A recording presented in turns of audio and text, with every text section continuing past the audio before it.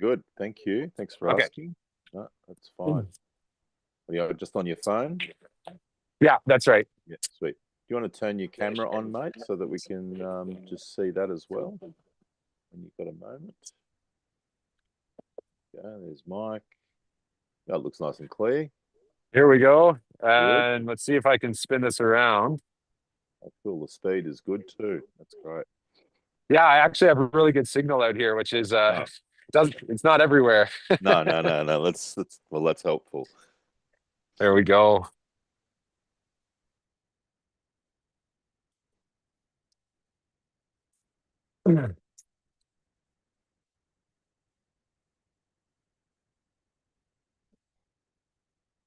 Well,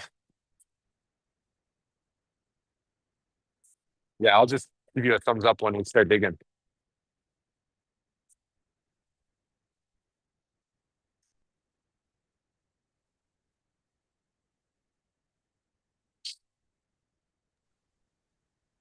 A few more people coming on board. Did you get my message about some water, Mike? Water? Yeah, I sent a message No, I this didn't. morning. Oh, right. If you can, have someone. Yeah, I sent it about half an hour ago. I forgot all about it. Anyway, if you can have someone get some jars, just some clear jars, just doesn't. Okay. Just two or three of them will be fine, and Okay. maybe get about a gallon of water. Because you'll need to wash your hands and also to because we want you to make some boluses, which are like a mud pie, but not quite to that point. Yeah, sure. Okay.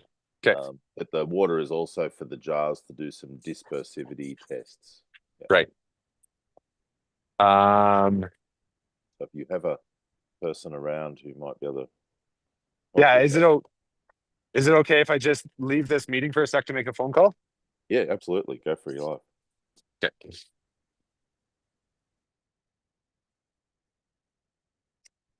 Hi everyone. Looks like a few of you there that I've met before. I think Bennett. I haven't talked to Bennett before, but Bennett last time I think Bennett was in Hong Kong, I think. And Dennis, Dennis, are you one of our members? Feel free to jump on the chat while Mike gets things sorted.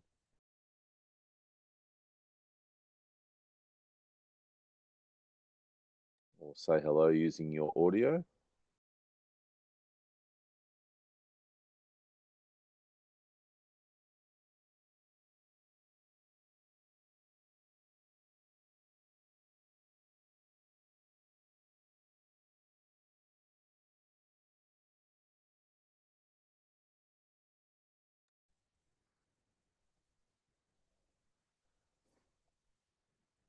Sevens mountain range in France. I hope that's how you pronounce it. If it's not, it is what it is. It's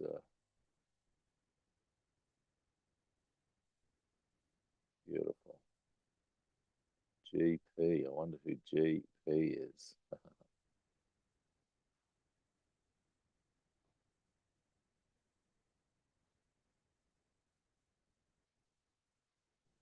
Okay, GP is on board. I'm curious about who GP is. I have a feeling that they might be someone who has developed their new logo. It's quite angular. It's a beautiful G for Georgie. Quite astounded by it. It's quite something. So, while we're waiting for Mike to rejoin, I'll give you the context on the place. This is the property goes. Oh, sorry, I've got the map on here right now. I was just worrying about the dam itself. The property boundary goes from about here all the way down here. Goes around. This is a private, not their house, but there's a private house there. Then it goes down to this corner, across here and back up the road. There's some old chicken sheds. Thank you, darling. There's some old chicken sheds on the property. The property's quite stony. So that was one of the main reasons why we wanted to check the depth of the rock here, especially given that right across the road is a stone quarry, Nelson Aggregate, so to speak. And so that being the case, Mike already knowing that it was fairly shallow here, we thought we would do some geotechnical investigation of this proposed dam site. In this area right here, there we were looking at, well, Mike's going to build a market garden, and I think about half an acre from memory. So for those of you who have joined us on Rex calls so far, Rex Q&As, you will have seen us talk about that occasionally, and its design and some of the stuff around drainage and so on. Mike said, can you help us with designing a dam so that they have a water supply for the market garden? So we calculated how much water would be required in the market garden, and then we've increased the storage to about 3 times that amount. So to account for some seepage, although if it's rocky underneath and hard rock, we may not get much at all, depending on the folding as much as anything else, the tectonic folding of the rock.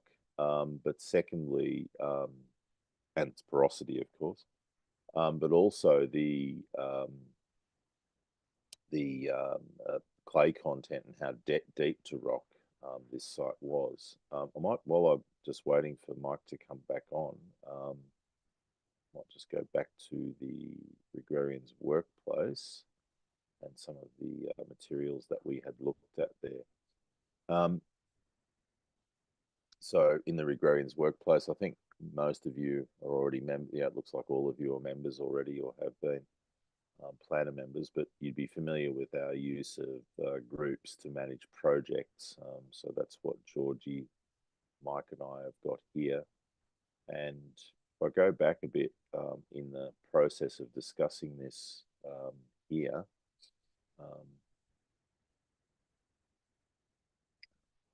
go back.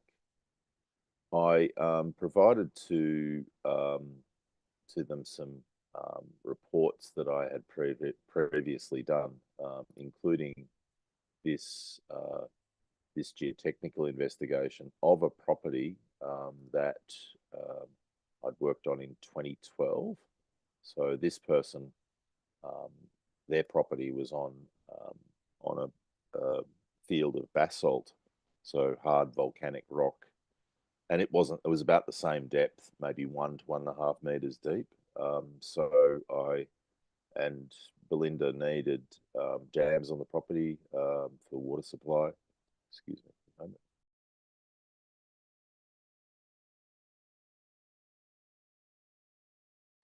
moment. Needed water supply for the property, so I came along and helped her with all of that. So we hired, in this case, we hired a geotechnical investigation to be done, and here you can see the plan of where we took those holes for a variety of different purposes. For the purposes that we were discussing here today, we're looking at the dam sites. Now, I didn't design the layout of the boreholes.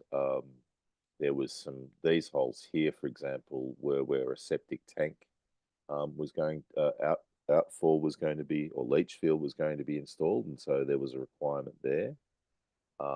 I don't know what this one was here for, or these two. I don't have a memory of any of those, but I know that I think we did that one because we were looking at possibly that being another dam site, and also looking at this one, these two, as being where we might move the dam to if this dam didn't work, or this position didn't work. In any case, we went through the process and found these observations. So there was a highly plastic clay down to about 80 centimeters, and then weathered basalt down to 1.3 meters, And then at 1.3, the auger refused, which means it was just hard rock. Um, so that was all around that, what's that, borehole 123, which is these ones here. So if we go to boreholes 13, 14, or 12 to 14, 12, there we go. So similar story, 1.4 meters before refusal, etc. So did that stop us? No, actually didn't stop us from building the dams. We were still able to go ahead with them. And here I can show you what those dams look like. So, oops, here we have a variety. We're jumping all over the place. Here we have some photos of the site as it was developed. That's one of the dams. So this is the main entrance, and some of this soil actually was excess because you can see the land is quite flat, and that was the other element of Greg's project, is that his place is probably about the same relief as this place, and so as we know on this one from the early calculations that Georgie has put forward, we know we have over 3,000 cubic meters of excess material, which, to put that in context, if you look at a big dump truck, that's about 12 to 15 cubic meters of material. So we have a lot of material left over, certainly a lot more than what Belinda has here. So what we did with Belinda's material, especially the weathered basalt, was because it's basically crushed rock mixed with clay. We used that to make this elevated roadway, so that she had an all-weather access through what is quite a wet area through here. There's quite a big catchment above it, and we use that excess material. Some of you will have heard me talk about this, how I will use, how I describe earthworks projects as robbing Peter to pay Paul. In other words, it's a material management business. You might have excess material from one part of the job, which will then be able to be used on another part of the job. So, provided, and this is where investigation is really useful, you're immediately seeing whether that material is suited or what that material might be suited to. It can be really useful to find gravel, for example. Gravel is terrible to find when you're building a dam, but underneath, if you dig deep enough, maybe underneath that gravel there might be clay, or it might be solid rock, and you have enough clay, which is around about a meter, to of a layer of clay to be able to line a dam so that it will hold water, provided, of course, it's the right kind of clay. So they're the sort of things that we will investigate, and that's why, if we look at a dam as, especially on flat land, as being a quarry, then it changes one's perspective when it comes to the whole project. And because a lot of the time people, and I have seen this happen, people have imported material and then had piles of soil left over. Yeah, which is obviously not ideal. So here comes Mike. So here the dams are complete, but I wanted to actually show you, there's some piles of rock that came out, but I wanted to show you the construction. So we actually left some rock in this dam, but you can see here, this is while the dams are being built. So rock crushers involved, rock breaker on an excavator being involved. You need to know all of this stuff. These are slow, and you've got to then put a value on the water.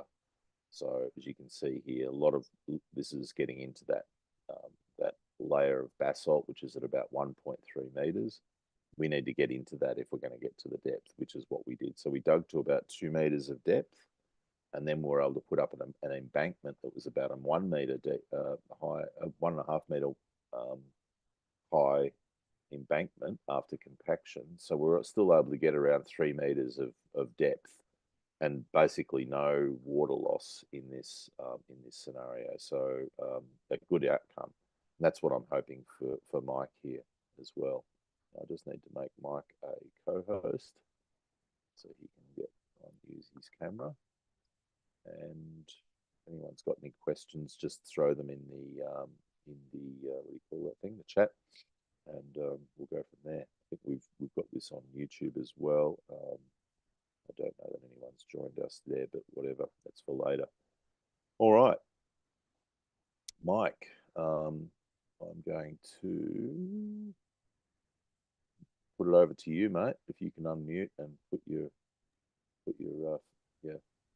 Hey, Darren, can you hear me all right? I can hear you fine, mate. So I'm going to stop Perfect. sharing and I'm going to get you to share your screen, which should be an option. And we'll go from there, mate. Jar in hand. Exciting. Just put it down right here. All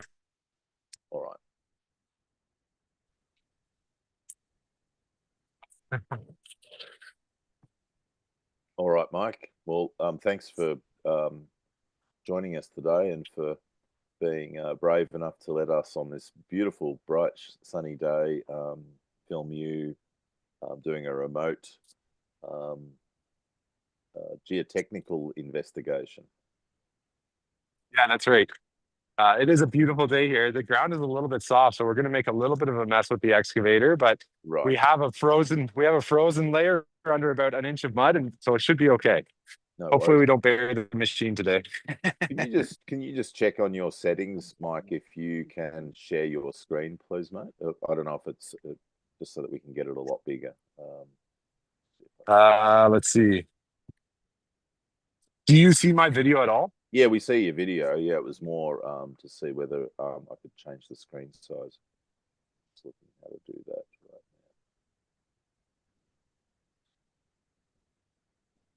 Um,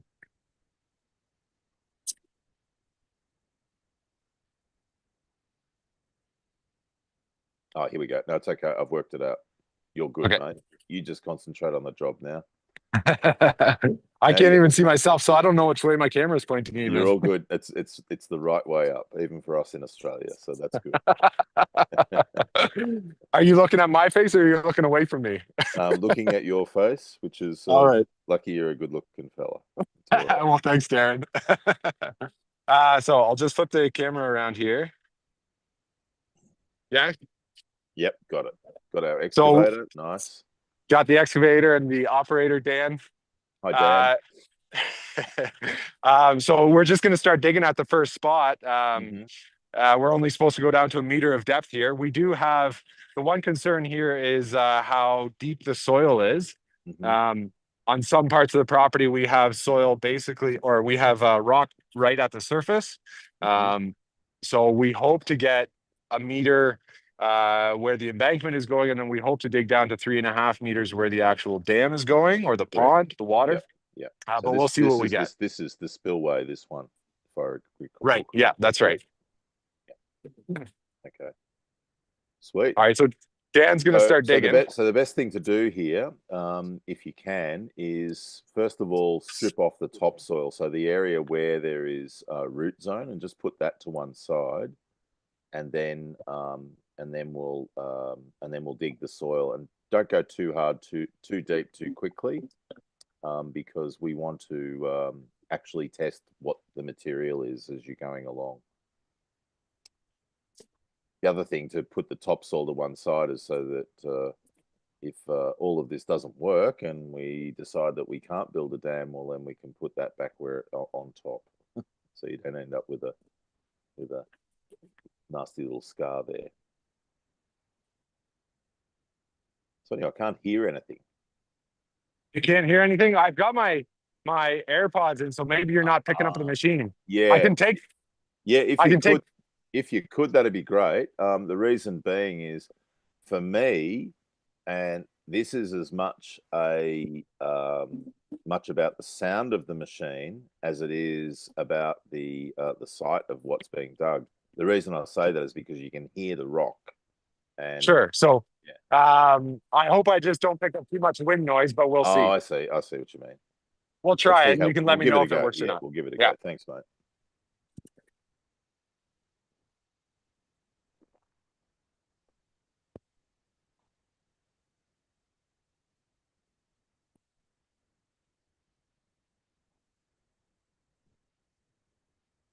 Right. Yep. One thing I would ask, if you can, Mike, is to try and have the material separated out. So the operator should be able to see when there's changes as we Yeah. go down in depth.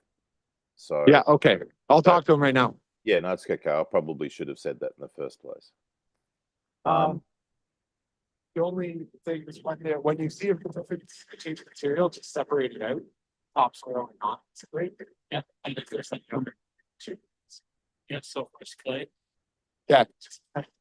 Well, the first you have a little bit of topsoil there, but you can see it. It's 6 inches. Yeah. That's So we've gone down about a meter, and what have we got? Have we got any refusal or any? It looks like there's a bit of rock there. If you can just hold the camera still for a minute, Mike, that'd be great. Just while it buffers in. So I can't actually see. I can't see what my camera is capturing. It makes it a little bit difficult. Oh, I see what you mean. Yeah, that's okay. You're faced right at the face of the. You're looking at the face of the material. It looks like there was a piece that just dropped to the side there that just rolled, and that looked pretty good. It looked like a nice bit of strong clay. That looks pretty hard and plastic. You can see also it's got that plasticine to it, which is awesome. So we want to see a nice plastic clay, the kind of clay that you would make really good mud bricks from or make pottery from. This would do it. Yeah. And your soil cracks a bit, right? It does, yeah. Yeah. So it's got, but how big are the cracks? Are they like an inch wide or 2 inches wide, or, like it'll go about an inch wide in a dry summer. Okay. So the clay is reasonably reactive. The good thing about it though is that it's sort of an orange yellow in color by the look of it.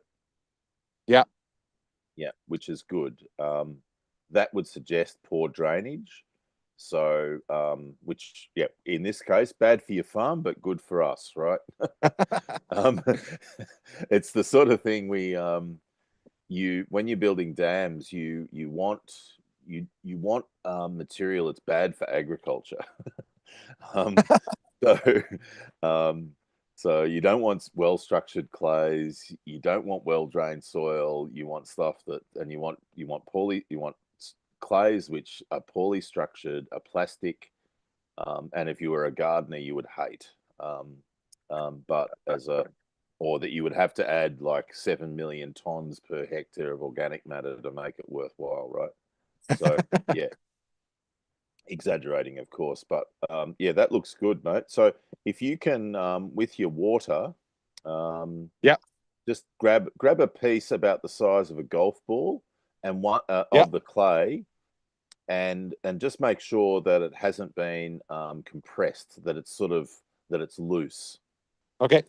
Yeah, because you'll know that when the excavator's gone through it, it does actually compact material as it pulls it through. But if you can find a bit of that orangey yellow clay, now drop that into a jar. Yep, that's perfect. I'll try set this up so everyone can see. Yep, that's good. Oh no, look at this. This is pro. Looks like a beautiful day there. Although cold, I gather. So put the soil in first. Oh, it's all right. Oh, soil in first. Yeah, it's all right. So put the soil in first. Now just pour the water over. Righto. Now that's enough. You only need to just really cover the soil. So just leave that sit. So that's really good. Can you see any air bubbles coming out of that sample at all? Very small air bubbles. Yeah. And just a few. Yeah, not many. But where the air bubbles are coming out is the soil disintegrating at all. You can see that. See that effect there? That's called slaking. See how the soil is, as the bubbles are being released, that's also releasing the soil itself. See how it's depositing some at the bottom of the jar. That's called slaking. And that affects what we've got so far is not so bad. Yeah, let's just leave that jar. We'll get another sample and just the same size. And if you can,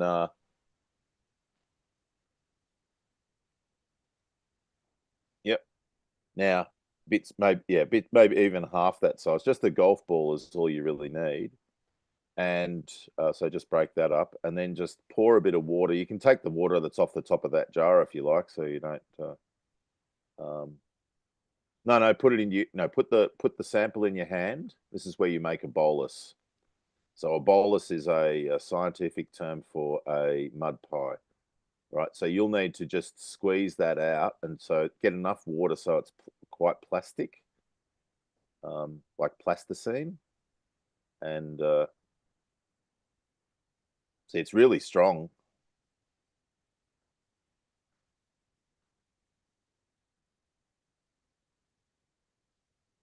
Yeah. So Zach, so can you just massage that in your hand so that because what we're doing when we're just rub it between your two hands and just sort of get it so it's quite plastic. The reason why we do that is to excite the electrons around each clay particle, and then that makes it more plastic. But what it also, because otherwise, as you did when you first did it, just breaks because there's not the excitement's not there.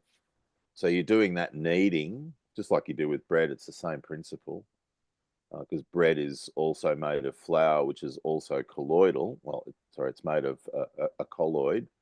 So now, if you can just roll it into a sausage that's about 6 inches long,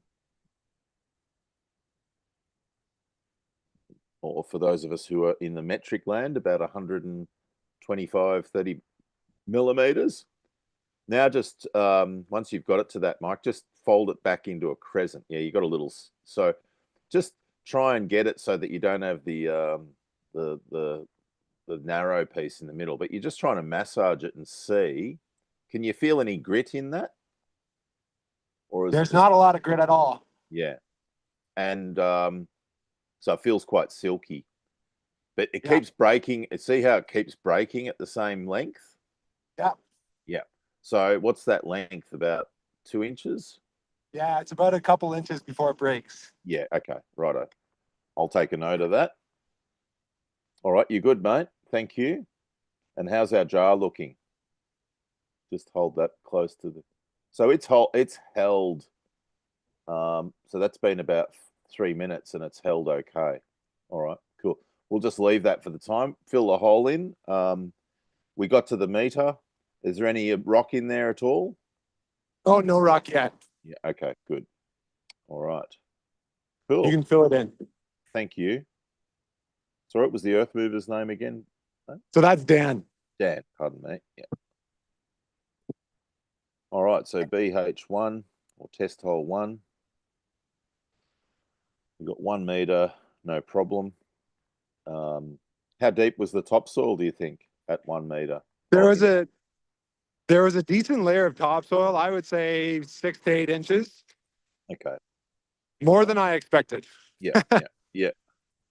Well, the place has been cropped and it's had pasture and so on, and it's fairly flat, so that's not too bad. Yeah. So we'll go 0 to 200 is topsoil, and then 200 to 1 meter is medium clay, basically.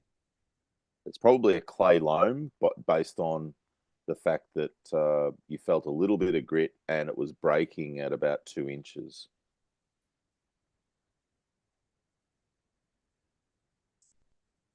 At 50 mil, I'll keep it at that. All right. So I'll put these notes in there. So test hole 1 which is the spillway or the overflow. Yeah. So overall, people, we generally try and go about a meter below the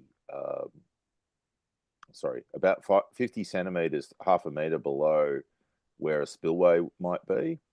In this case, the spillway is actually going to be at ground level. So, because this is a floodplain, sorry, this is a very flat landscape, we actually don't need to excavate the flood, the overflow. It'll actually run on top of the ground, which is perfect because it'll run over grass.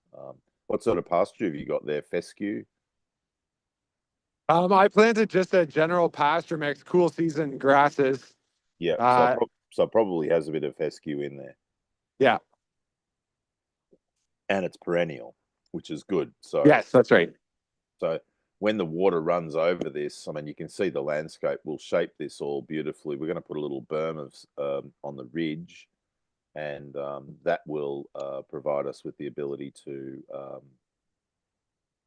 get a really smooth water flow. All right, off Dan goes in his speedy Hitachi. Well, you can see there I, must be a bit of moisture. You can see with the tracks doing their yeah, business. So, there's a bit of a low spot here. yeah. Well, we are going into a low spot, aren't we? Yeah, we are. So that's going to be more interesting. So this will be test hole 2. Yeah. Yeah, great. All right. So test hole 1 is 0 to 200 mm is topsoil, and 200 to 1000 mm is medium clay. All right. So just separate out the topsoil to start with. Just separate out the topsoil to start with, Dan.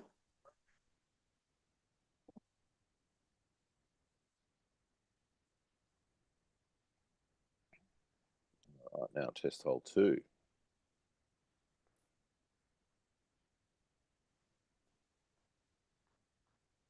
If anyone has any questions, just either use your just chime in via your microphone, or pop the questions in the chat or comments in the chat.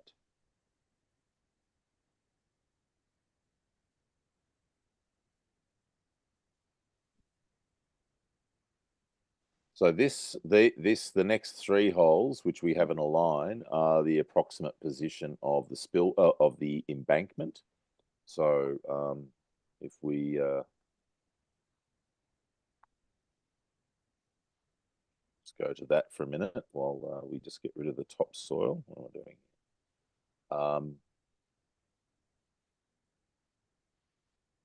So Dennis has got to come back in.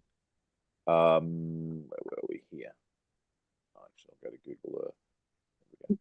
So we've just dug here. Now we're going to 2, 3, and 4. And 2, 3, and 4 we're going to dig to 1 meter, because the embankment is largely going to sit on top of the ground. We'll see from that to an extent if we need to do a key under the embankment.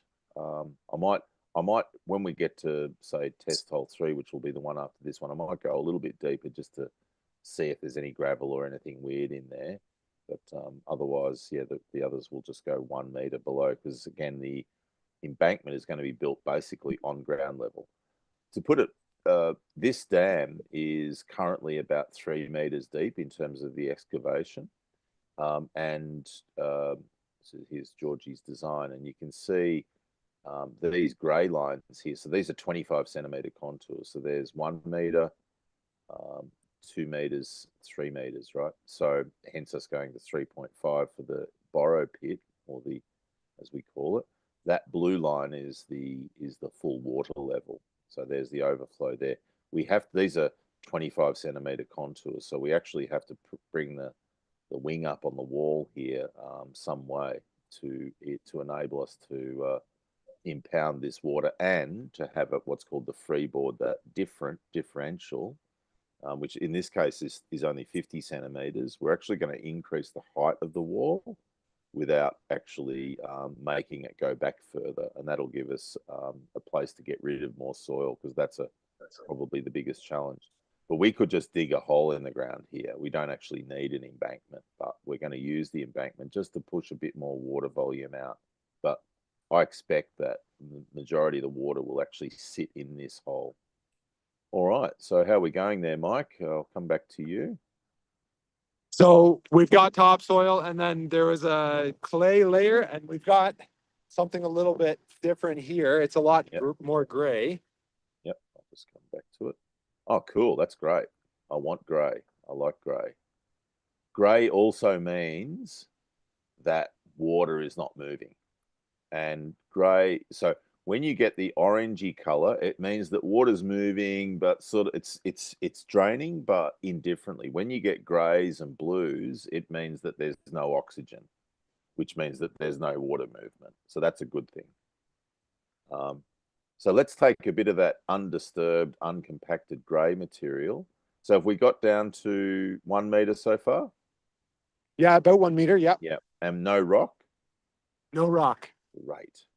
Can we just, yeah, all right, that's fine. That's all we needed to see there. But let's so the rinse and repeat part of this for you, mate, is going to be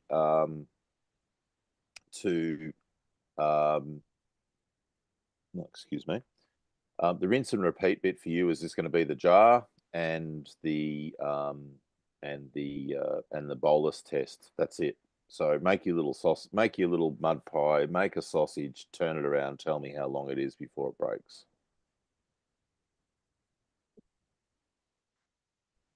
Okay, got a chat message there.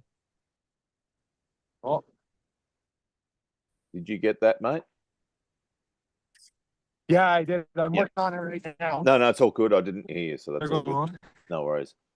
Will the pond, so Greg from British Columbia has asked, will the pond be filled in by rain, groundwater, or by water diverted from somewhere else? No, it'll all be surface water runoff. Yeah, so rain. Yeah.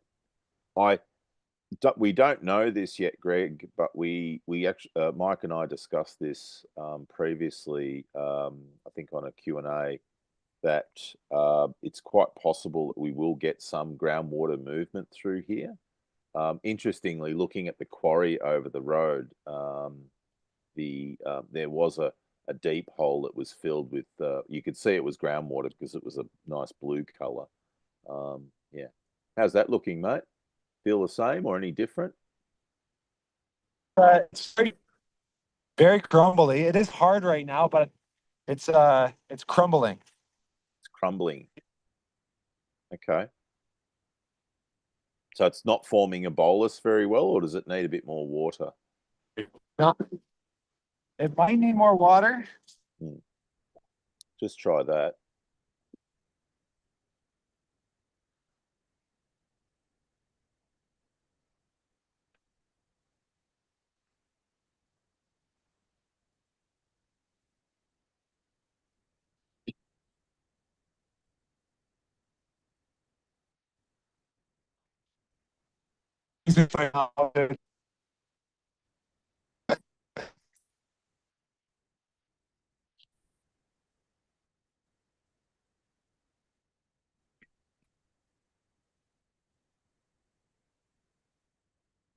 How's that going, mate?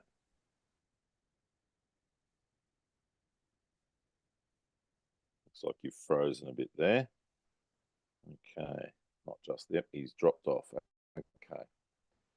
So we'll just, you just got to make sure that when you are making the bolus, that you add enough clay so that it does become, well, it gives it the highest chance of plasticity possible. Because if you don't, then might use a co-host. If you don't, then you can get these sorts of things. But if it is coming out very crumbly, even after being sufficiently moist to make it plastic, then that's a problem. All right, that looks a bit like a dog poo or something. But did that break, Mike, or was it a bit more plastic?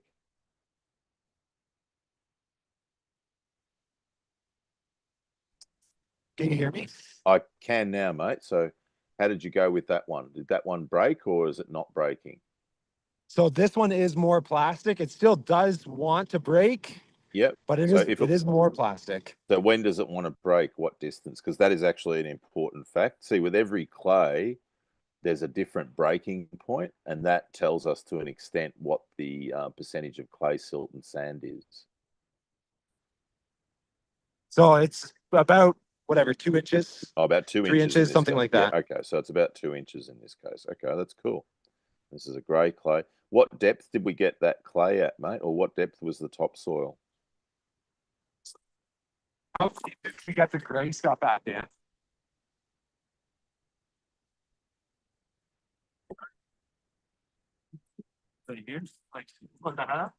So 50 centimeters, something like that. Yeah, okay. So a lot deeper. Yeah. And then we went down to a meter for the rest. Okay, 0 to 1,000. Oh, sorry, 500 to 1,000 is this grey clay. Okay. All right, cool, man.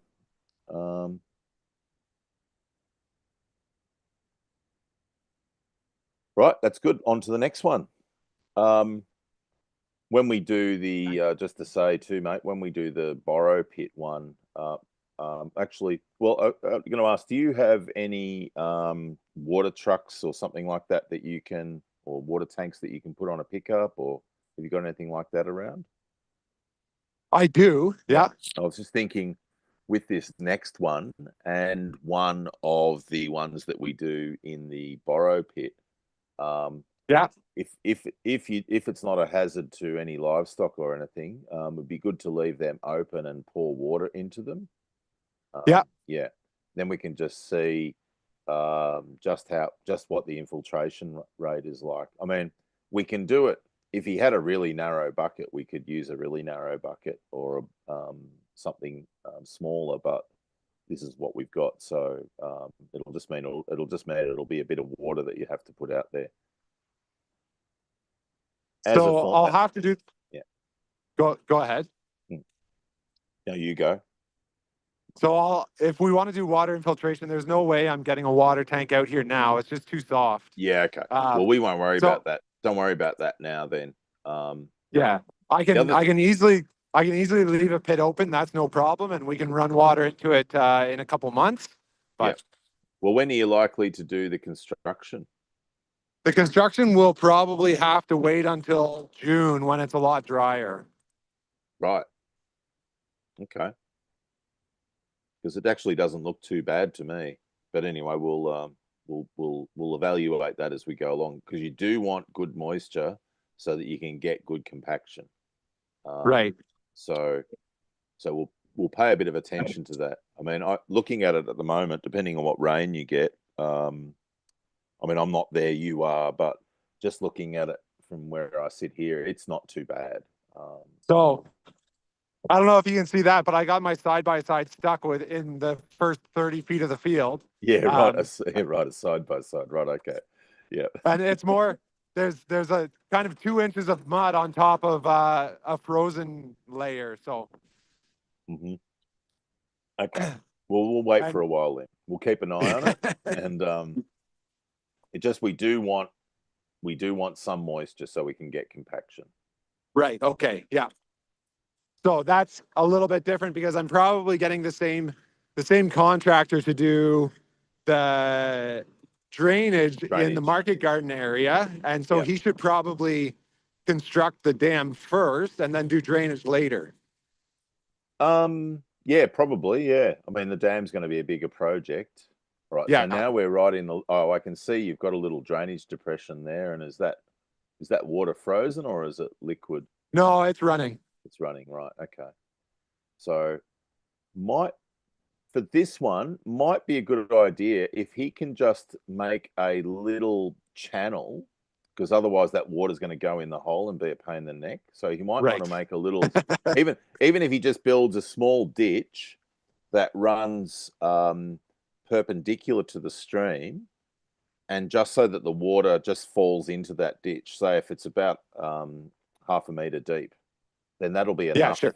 And then we'll get into the hole itself.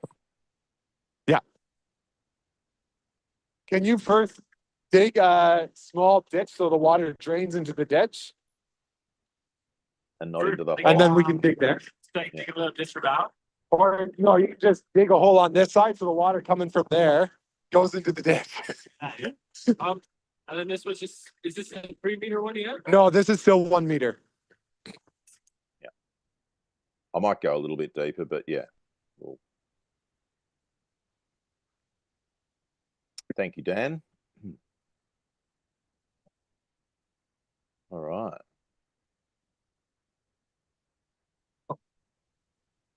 This will be interesting for us. Some of this work that you're doing, this cinematography, Mike, because soon we'll be doing a bit ourselves. But I'm going to actually take the Starlink out with me, the Starlink Mini. Okay.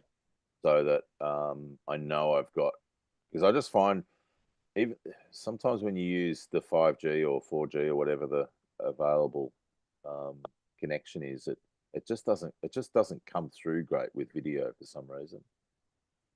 How's the video here? I did have pretty good. Yeah, it's pretty good. Reception. It's pretty good. Okay. I mean, what we're doing is it's amazing that we're able to do what we're doing. Period. I think it's great. Like there's no latency with well, there's very little latency with your voice or the imagery, so that's good. It's a little bit okay, jerky good. at times. All right. So should be good to go.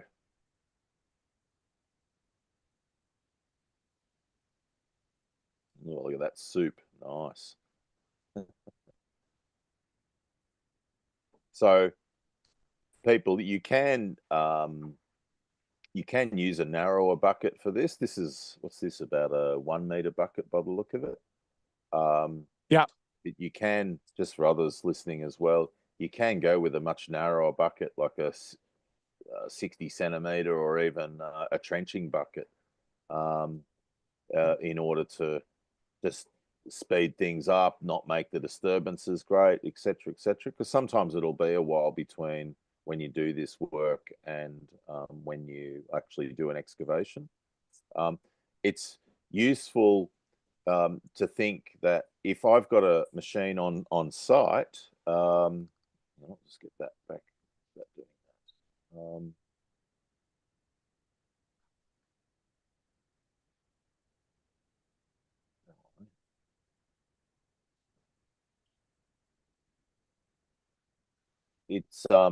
It's useful to if you have a machine on site for other purposes, there's the sort of while you're here kind of thing of saying, all right, well, I know that I have other projects in the future, so how about I use this machine to go and do some testing, have a bit of a scratch and smell.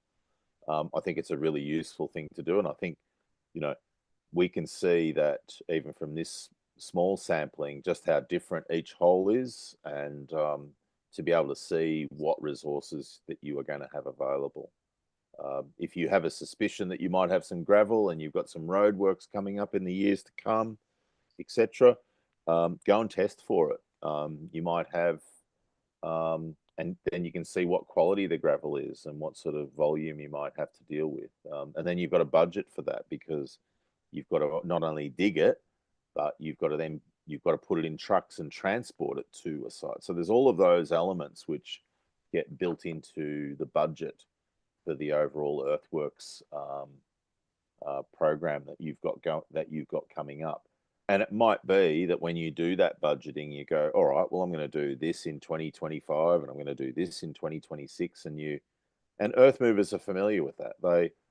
They are very, and it's a good thing to have that relationship with an earth mover, and you say, all right, well, by this time next year, I'll have enough money again for you to come back, and they'll put it into their schedule a year in advance. And they are very familiar generally with that sort of approach. All right, how are we going here, Mike? We're seeing similar to the last hole where we've got this gray clay. Yep. Further down. Oh, so the soil. Dan's going to be digging a little bit deeper. Yeah, that's cool. I want him to. I think I want him to go a bit deeper on this one anyway. I thought we might go to say even Might go to 1.5 or so and just see how this one's looking. Any noise? Not yet. That's good. So that's a good I sign. do want to find noise though. I do want to see if we hit rock. So we might dig one deep hole when we get to the borrow pit. I mean, I know they're going to be 3.5. We may well get to that depth. We might find some rock at 3.5. Yeah. Let's see. I'll just confirm with Georgie. I think Georgie is on the call. Georgie, 3.5. We were at 3 meters with the cut depth. Is that correct, mate? Hey, Darren. Hey, mate. Can you hear me? Yeah, I can hear you fine. Let me just double check that. Yeah, because I measured it from the contours, and I think I was about right. 3.5, I think so, yeah. Just checking.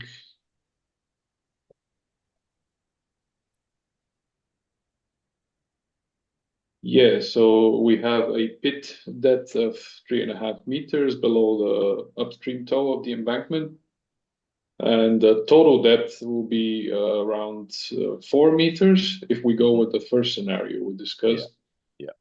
But the depth of the pit is about 3.5. All right, so that'll mean we'll need to go a bit deeper. We'll need to go to 4 meters for the 4 holes, test holes in the borrow pit. All right, that's good to know.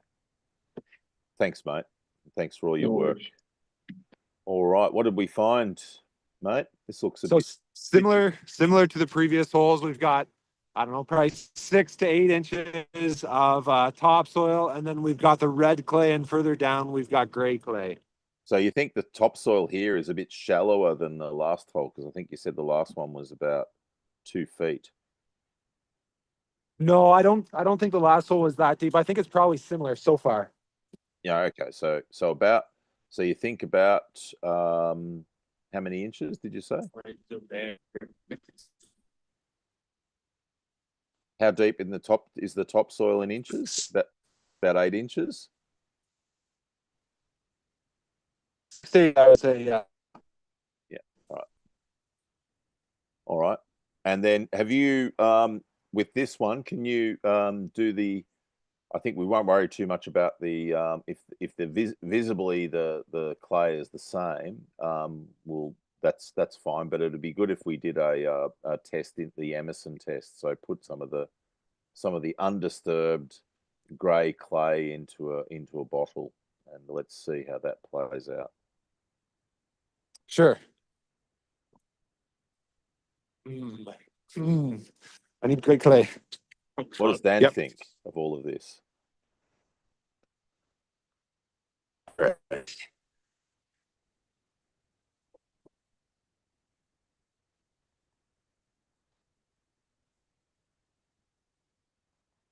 Now, is it a silty or sandy topsoil? That's a good question. We'll have to ask that in a minute. I'll just get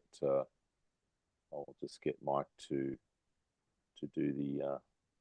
He's going to do a bolus, but we'll put some into a jar as well if you can too, please, mate. Without it being just make sure that the sample that goes into the jar hasn't been kneaded at all. It has to be fresh. Yeah, that's the only thing.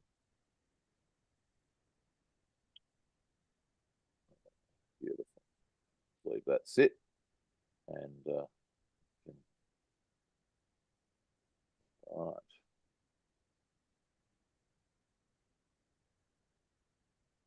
There's basically no air bubbles coming off of that.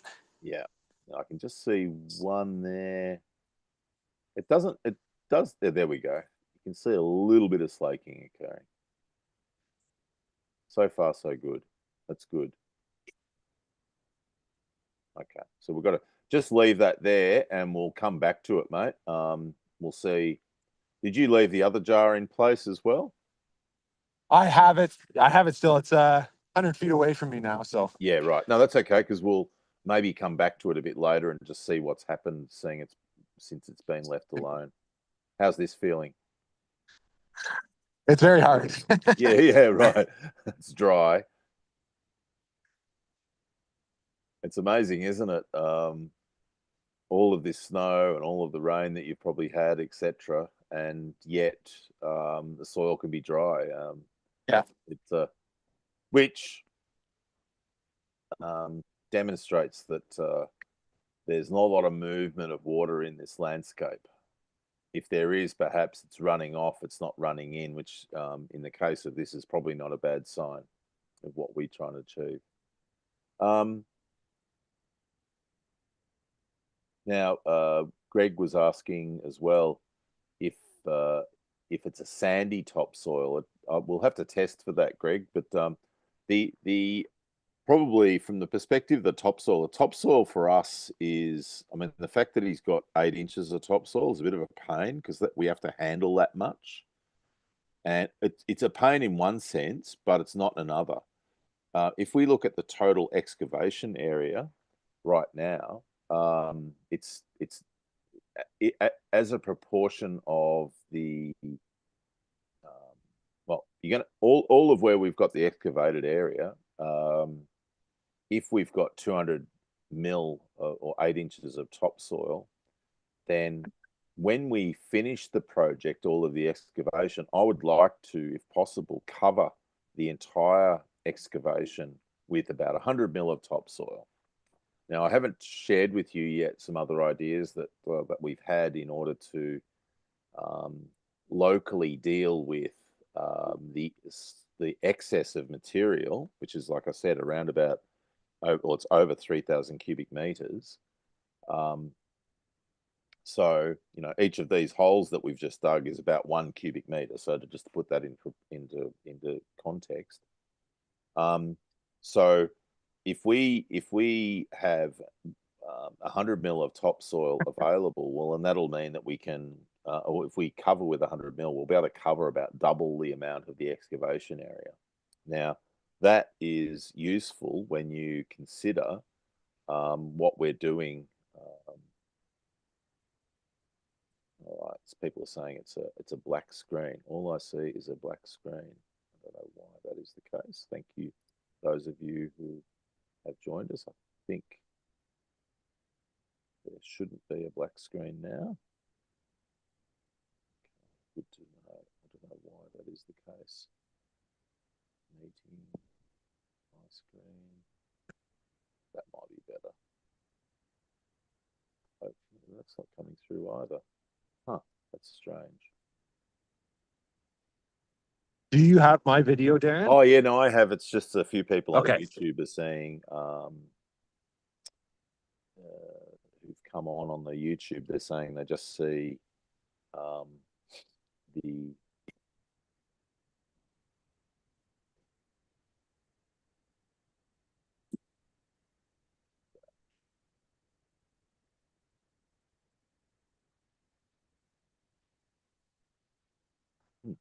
that is strange. I can't explain that. I'm going to have to work that out separately. So sorry for those of you who are on YouTube. We do shared screens like this on YouTube all the time, and it doesn't have this problem. So I'm not sure what's going on. I'm just going to stop sharing for a moment.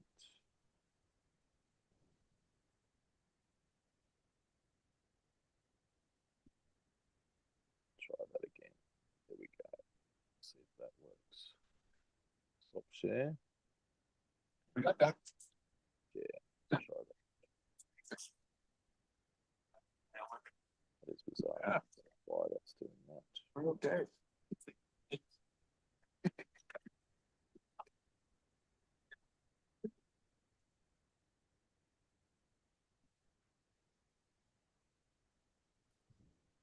Very annoying. Okay. Yeah, I don't know what the story is there. If anyone's got any suggestions, that would be awesome.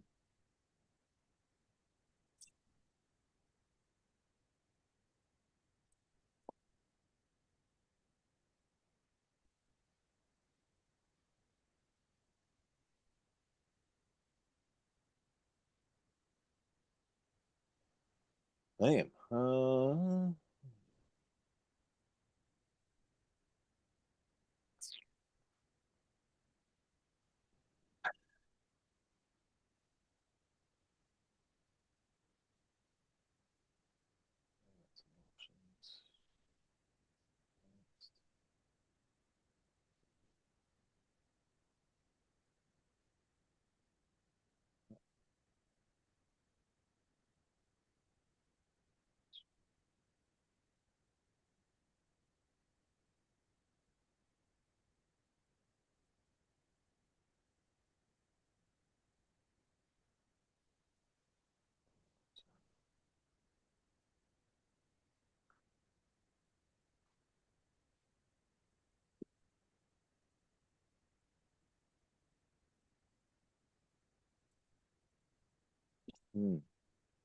I cannot see what's going on here. Okay. How's it going there, Mike? It's a hard work, this one, mate. Yeah, this is about as far as I've got. Okay. You little bullet. Looks like it'd hurt if it hit you, I think. All right. Okay, cool. All right, well, we'll leave that as that. So we can move on. Yeah, so damn, I really don't know. It's driving me nuts a bit with this screen. Why this won't.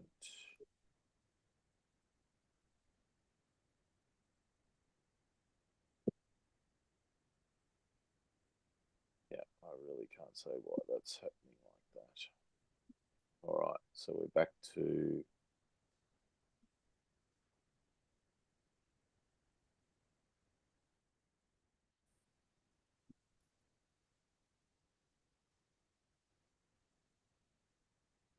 All right.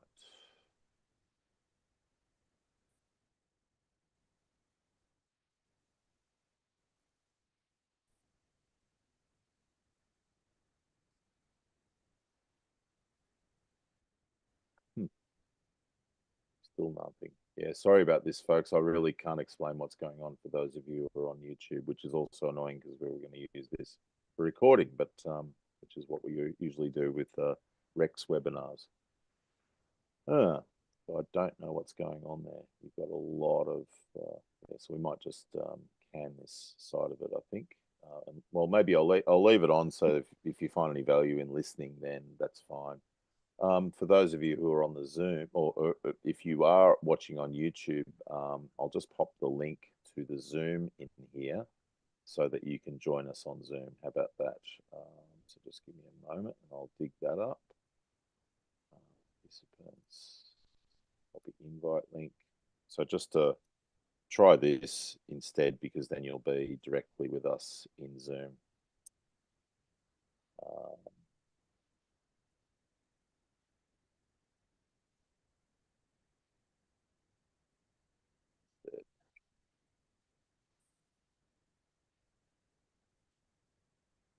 Yeah, so thanks for those of you who've joined us.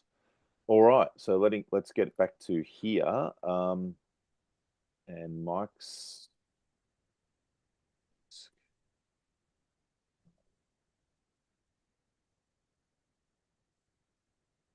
Right, there we go. All right, so we're filling that back in. So I was going to show, while I think of it, so Georgie let me know that there was quite a lot of soil left over. And so the first thing I suggested was that we would, so Georgie's done this diagram, I think, in Civil 3D. Is that right, Georgie, or did you use something else? Yeah, that's Civil 3D. Yeah, Civil 3D. All right, so that's been used to design the embankment. If I take that off, you can see the contours of the embankment. And that pink line there is the toe of the embankment. So here you can see how it's not a very high embankment. What is it? It's barely a meter. And then it goes down. So here you can see another pink line. And this pink line is the toe before we get to, well, thereabouts until we get to the water level, which is the blue line. So it's not a very high embankment. Most of the water is below grade, which is below the ground. So this makes it a very, very safe dam. But what it means also is that we need to make sure that the material that we're digging the dam from can actually hold water. It's not the embankment that's holding water back. It's the ground itself. So we've gone with a 1-to-1 batter. So that gets us to depth with the minimum surface area. So that's a 45-degree angle, which is about as steep as one would go with doing any earthworks, either cut or fill slopes. I don't like to go any steeper than that. It means also that we can drive up and down and compact those sides with a tractor machine and so on. So what we're looking at doing, because we have you know, the soil that comes out of this, or on a hillier site, on a site that's got a greater slope, the material that comes out of here would all be going to the wall. And once we get to 8 degrees of slope, then the balance shifts between us having enough wall volume to not having enough, because the soil, that we just can't dig enough out of the hole. So that's a limit, but we haven't got that limit here because there's basically no slope. So so the first suggestion I had to Georgie to get rid of, I'll call it get rid of, but to place the excess material, was to do this. So extend this, what we call the return batter, which is the slope of the embankment that returns back to the stream or to the ground level. So this would, I've just drawn that. It's not based on any survey. I've not done anything there, but just as an indicative placement of that material. So Georgie was going to make this slope around about 1 to 3. So that's a 1 meter fall for 3 meters of distance, right? So I don't know if he's done that yet, but if he has, we can look at that. And then secondly, as I've done with other flatland dams, is put some of the material on either side. So the idea being, if I go back to our chat, the idea being that we were going to, because when we dig, you've got to think about this from the perspective of how we're going to dig this structure. This structure will, I think at this point, will be broken up into 3 sort of segments of digging in the hole. So you'll have 1, 2, and 3. So that line, if it's a dozer or an excavator, it would move all of the material to pile A. Cut 2 would go to pile B. Cut 3 would go to pile C and D. So D is where we're looking to put that steering bank for the overflow, which will run through here. All right, so we're back to Mike by the sounds of it. Just doing my B-roll here, Mike. Well, you go ahead. Yeah, we're digging test hole 4 now. Okay. And that'll be down to 1 meter again. Okay, sweet. I just got to get you all back up.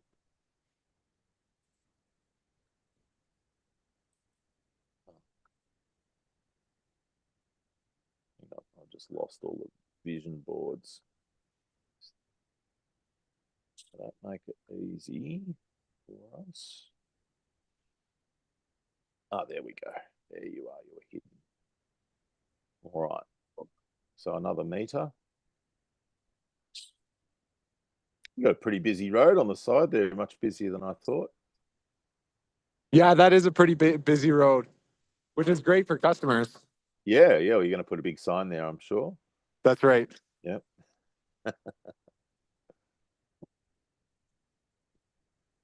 All right. So that material came out pretty loose.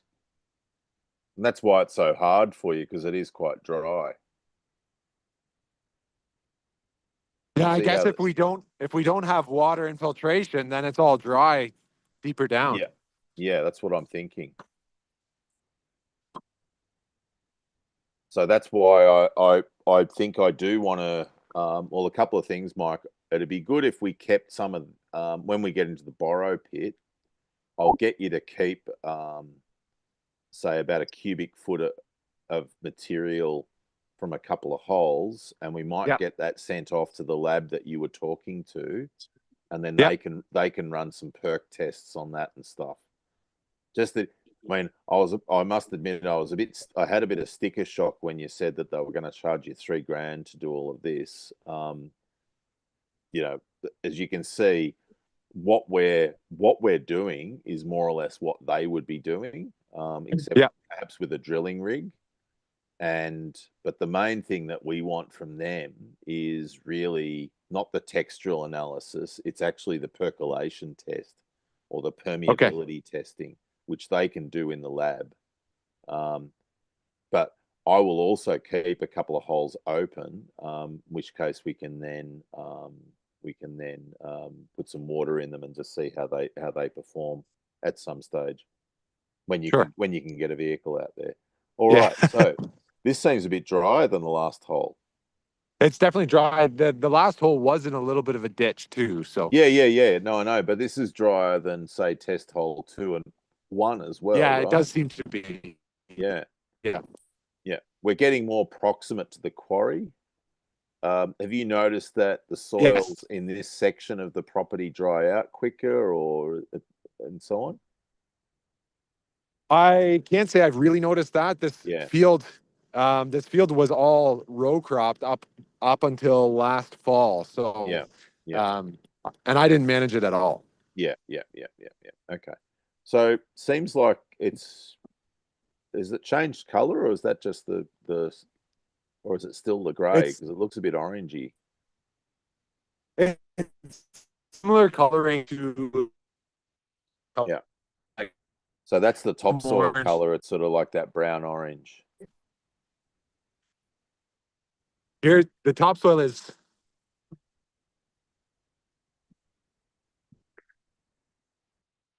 All right. So what depth have we got, mate?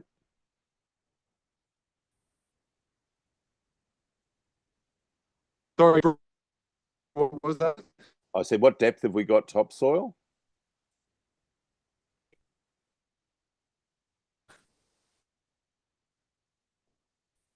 Is 15 centimeters.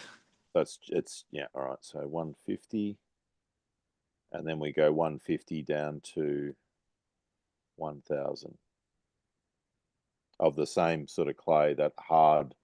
It did, yeah. It's probably the same, but it seems like it's definitely drier. So I'll just make a note there. So medium clay, grey, and dry.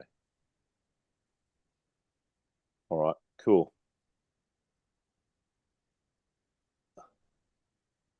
All right, well, that's good, mate. We'll fill that one back in. Thank you. Thanks, Dan. You don't have to run, Dan. Yep. Maybe he's cold. he hasn't got the leg warmers. It's a little day. The breeze is pretty cool. Yeah, there you go. So he wants to get some circulation. So Lennon has asked from France, and thanks for joining us, mate. I know it's late for you. Can you please share your opinion on using a bulldozer for digging a pond in conjunction with an excavator? Are there any situations where you wouldn't recommend using one? I'm thinking of mixing layers mostly, but I would love your insight on that. It depends on the skill. If a lot of bulldozer operators have come from mining, or both bulldozer and excavator operators, just depends on the country, but a lot of them have spent their time in mines. And when you're working in mines, you become with respect to bulldozers, you become very skilled at pushing material, at harvesting material. So what you do with a bulldozer, I talked about this in the last Q&A last week. When a bulldozer runs along with its rippers first, and it loosens the soil. And then it reverses back, and then what it does is it drops the blade, and the bulldozers these days have got hydraulic rams, so they can exert downward pressure, and they're very heavy, right? They're like 40 tons or something. Like they're very heavy machines, the bigger ones. Anyway, it pushes that blade down, and then it moves forward, and then it fills the blade with soil, which might be a few cubic meters of soil. And then once it's filled the blade, and the operator will see that by the soil reaching the top of the blade, they will then lift the blade slightly so that now instead of the blade digging, it's just holding the soil on the front of the blade, right? And then what happens is, while that machine, this is where the skill is, the skill is now not digging anymore, but carrying that soil or pushing that soil and keeping it all on the blade until it gets to its destination. So generally, if we're with dozers, we'll try and limit the, if a dozer has to push, say, more than about 50 or 60 meters, we then start to look at more efficient ways of carrying that material. And that's when we start to look at using scrapers, though it's also going to depend on the volume of overall volume of material that's being harvested, and the slope cut that we're dealing with, because scrapers are good for very big dams where you've got a lot of material, and they go along and they cut that material, grab it, it gets circulated in the scraper, so it's called an elevating scraper, and then it goes to the embankment or whatever, or to a causeway, and then deposits that out as sort of churned material. Now, back to the dozer, in terms of mixing, so we actually, a good bulldozer operator can definitely do mixing. And this is where the geotechnical investigation really comes into its own, because when the earth mover comes out to something like this event, then what they'll do is they'll see that there's really good clay, there's a patch of really good clay, like premium stuff here and less here, or there might be gravel there and so on. So when they're making, when they're trying to make, say, a homogeneous wall, what will happen is, which is where all of the soil is mixed together, what they'll do is they'll get about let's say you want to make you've got some gravel or some sandy soil, and then you've got some clay. And what you want to do is, by the time it gets to the wall, you want to make it about 25% clay. So you'll pick up, let's say the first bit is you'll pick up the gravel. So you'll pick up, say, a quarter or a half a blade of the gravel material, and then they'll ride across the surface, and then they'll get to where there's clay, and then they'll dig in again and then pick up the clay.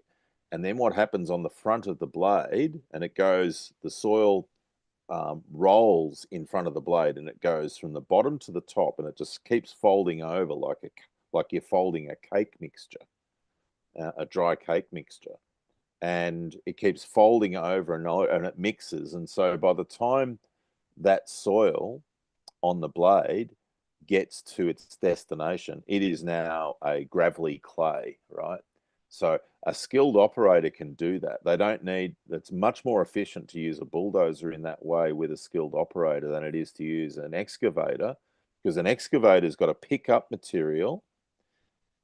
It's only got such a long arm, right? So the arm length can only reach about, unless you've got a really long arm, about 15 meters or so.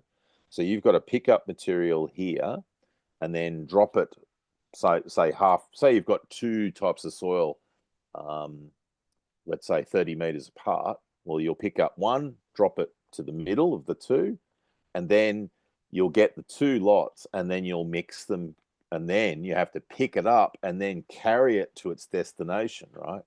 That's multiple handlings of the same material for an operator cost that's about the same, right? So if you've got a 20-ton excavator, costs about the same per hour, depending on district, as, say, a D6 or D7 bulldozer, which is about the size that most of you would be using for these sorts of scale jobs. So for a job this size, for example, a larger D6 bulldozer would be fine.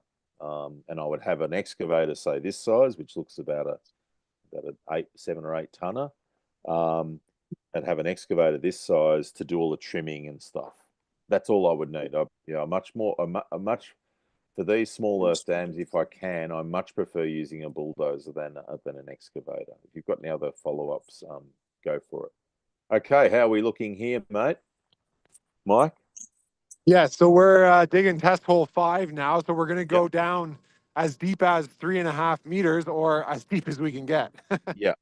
Let's do it. So this is just topsoil so far? Well, he is down into the clay already. Yeah.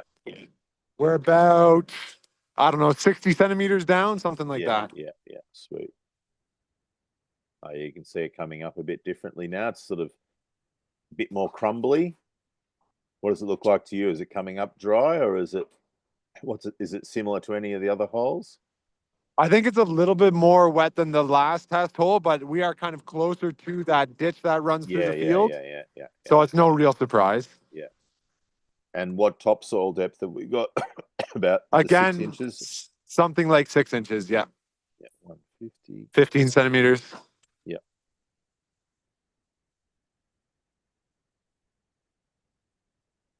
Looks dry. It is dry. Yeah. It's amazing, isn't it?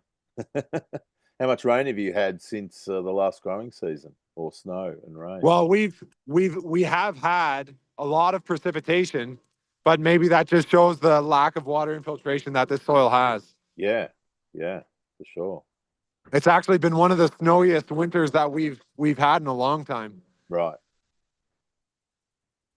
Huh. And have you had rain as well? Recently we've had rain, although we haven't had a lot of rain. Yeah.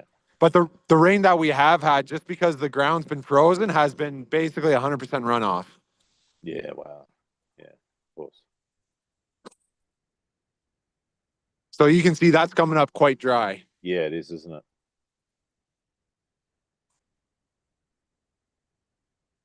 So that's the thing. See, that's why I probably don't want to. I mean, I don't know how much more this will dry out as the season progresses. So that's why I'm thinking, it probably wouldn't be a bad idea to accelerate things, because it's certainly, because we want to, and we can run a little test on this. I might get him to, on one of these holes, pop out a, say about a foot thick layer, or about a 25 centimeter thick layer, and then I'll get him to track roll it, just so that we can simulate. Because generally what you do, you put out a bit, when you're making dams, embankments and so on, you'll put out a layer of about 20 centimeters thick, and then you keep putting it out sort of rough, and you'll maybe, with a bulldozer, it'll come out, and it'll be, what was I going to say? They'll smooth it with the blade a bit, because they run up, let it go, and then they back blade it as they're reversing. So you end up with about a 20 centimeter layer. And then once they've done all of that, then they will go up onto the embankment and run up and down with the tracks. And that's where they're then compacting that. And that's the sequence. You'll put up soil about 20 centimeters thick, then track roll it. And you do the same with an excavator as well, but the excavators are so much slower at doing that process. So often, if the operators only have excavators, you'll have one excavator actually doing the digging. Sometimes you'll have a truck, because it's more efficient for the excavator to dig, put it in a truck, and then have the truck drive up and deposit the soil on the embankment, and then have another excavator there smoothing the whole thing out and track rolling it. It'll be that. And that if it's done properly, the truck will also be used to compact that material by its wheel tracks. So, but we'll put that out about 20 centimeters thick, and then we'll have him track roll it, just so that we can see how it behaves as a compacted material. I mean, the blessing of us again here is that the majority of this water will be stored below ground. What depth are we at now? About 6 feet? That looks to be about 6 feet. Yeah. We're not down. And I don't think, Dan, have you hit rock? Hit rock, yeah, no. No rock yet. Oh, that's interesting. Cool. So it's all that grey soil again, or is it? Yes, it's quite grey. So we're right at 6 feet. It's quite grey. It's almost got like a blue tint to it. Yeah, right. That's what I said. That's what I said to you earlier. If it's got the blue, you go from grey to blue. It's sort of like if you're choking someone. If you get purple, then it's acid sulfate soils. You don't want that. Don't let them get to purple, and that's when you go to jail. Well, for a longer time. Sorry, folks. Go deeper. Yeah. Let's go deeper.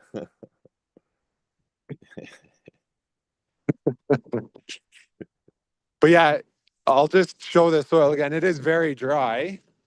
Yeah. And then it's got that bluish tint to it. Yeah. All right. Well, let's grab a bit of that stuff that's got the blue, and we'll pop that in a jar just to see how it behaves.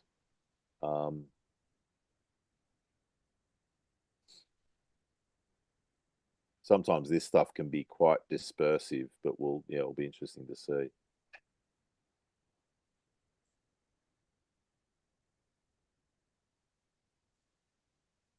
Yeah, I'll bring that up while I'm thinking of it, Lennon. Thanks for the question. So let's just let Mike go through this process, and then I'll bring you up.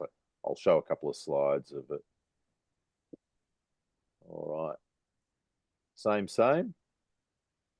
Yeah, very similar. It's one or two small air bubbles, and that's about it. Yeah. Cool. All right. We'll leave that and come back to it. How's it sounding over there with the machine? Any noises at all yet? Not yet. It's funny, I cannot hear the excavator through the effects mic. It's interesting. Sorry, what was that? I said I can't hear the excavator at all. Oh, really? Yeah, he's a very quiet operator. I keep worrying that it's too loud for the live stream. No, not at all. I can't hear a damn thing. I don't know if anyone else can. Yeah. So right now it's just it's digging like normal. I'm actually really surprised we've got this depth. Yeah. Because 200 feet away we're fighting for 18 inches. Yeah, well, it just shows the valley. It just shows the valley, right? Look, it's what we're doing here. If you were say putting in a vineyard, we'd be doing one of these test bits about every 150 yards. Right. This is what you do. And the reason for that is to just check all of the variations that one will get across a field.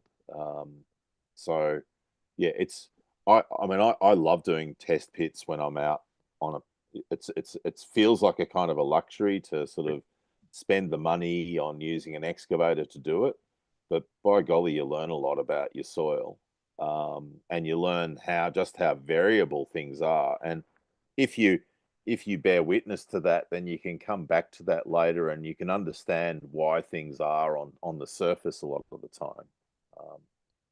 And yeah, so for most people in this area, digging a pond is just about having a small body of water, and you ask them, well, is it going to hold water? And they say, I don't know. And you ask them, is it going to fill up? I don't know. So it's basically 100% risk, right? Yeah, exactly. And that's what we're trying to do here is, well, mitigate risk by investigation, which exactly for most people makes sense. But the point is here, like I say to people, it's sort of like travel insurance. Don't travel unless you can afford travel insurance. And it's like, don't build a dam unless you can afford to do the geotechnical investigation, knowing full well that it may reveal that you cannot build the dam. Right. But what's worse, going and building the dam and finding out that it just holds air? Like we need more air. Well, so in our case, this is actually turning out really well, because I'm totally shocked that we're getting as deep as we are. Mm-hmm. I expected to hit rock at 4 feet here. So yeah, well, I mean, it probably, if we can say while you're here, Dan, it probably wouldn't hurt for you to go up to the up to the market garden, and have a bit of a scratch around there, just so you can see exactly what you've got underneath there as well. So I know the market garden, the rock is a lot closer to the surface in the market garden area, Mm-hmm. which I'm not really concerned by, because we are going to run tile drainage, and vegetable roots don't go down that far. Yeah. Okay. And cool. It's also the highest part of the land, which is the driest as well, which is what we want. Yeah. So what do we got? So I'm going to measure it. And any changes? No rock?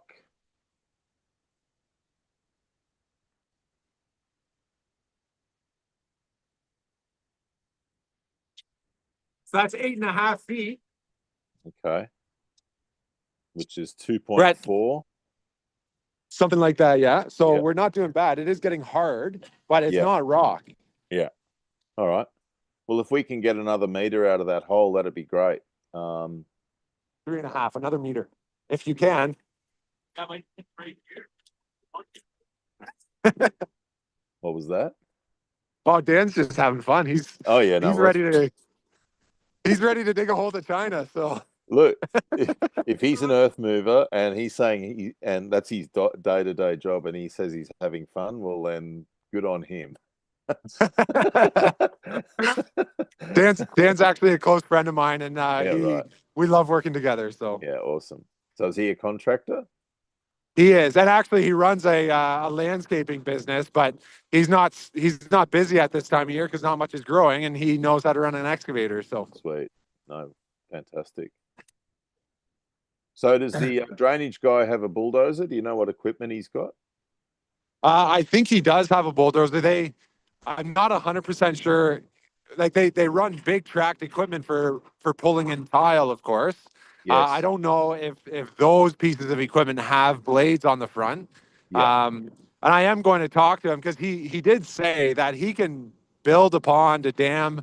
He can do all that. He doesn't care for it. His thing is to do tile drainage. I asked him if he wanted me to find someone else, and he said no, we can do it. It's no problem. So at this point, it kind of comes down to the price he'll give me on it, and if his price is competitive. Yeah. Well, yeah. But the thing that we'll be able to find out for him and for you, and that's the value in you investing in Georgie's time, is how many cubic meters you're going to be dealing with. Because ordinarily, most people don't go to the trouble of investing in the work that Georgie does, and so they're sort of flying blind, and they're sort of flying at the whim of the earth mover. Not to say that people are dishonest, but they actually don't. They're just going to work on hours, on an hourly rate, and they will work on an hourly rate for you, but at least we'll have some sort of a sense of the performance that they'll be getting on the basis of the hourly on the basis of how many days they're saying they're doing. Because every machine and every operator knows this, especially if they're familiar with doing excavation work where there's cut and fill. Every operator knows how many cubic meters or cubic yards or cubic feet, whatever it is. Everyone knows the volume per hour, the volume per day, right? So that they can cut and carry. So they know that, and if they know the volume that has to be cut and filled, well, and we know that, then we've got a much better understanding of what the quote will be and how reasonable or not it is. And most earth movers that I've ever worked with who have had, well before Georgie, I worked with Conrad Ensor, and Conrad, he was our surveyor, but he also did our CAD design. Conrad he's a mining surveyor, so he was very familiar with surveying mines or mine sites, but then second lot of surveying that he would do each day was to survey the amount of cut and fill that occurred across the site, because that's a core measurement in mining, because you've got to understand the core metric in mining is the ratio between the whatever you are looking to harvest, say gold, the ounces per cubic meter of material excavated. That's the core metric, right? For any mining operation, or if it's iron ore, it's the same, and so on. So he would do that, but then he would also do the design, the CAD design of the excavation, and that included tailings dams and all those sorts of things. So when he started working for me, he performed a lot of the services that Georgie's doing a lot quicker, because these days the computers are faster and the software's faster and so on. So we have been able to work with earth movers for the better part of 25 years, where we've provided this information to them in advance, and they are usually super stoked because there's no guessing for them. And they, like, we had a number of earth movers who we got down to the point with of having per cubic meter rates, which meant that when we were talking to clients, we could safely go to a client and say, all right, well, this dam is going to cost you X because we know exactly how many cubic meters it is cut and fill, and we know exactly how much the earth mover will charge for that. So everything was working off a fixed rate, which was a lot better. All right, so we down to, you just checking the measurement now. To 3 meters, about 10.5 feet, or it is like, it's very hard down there, but I'm amazed that we have this depth. Yeah. So what did you say we got to? About just over 3 meters. Yeah. Okay.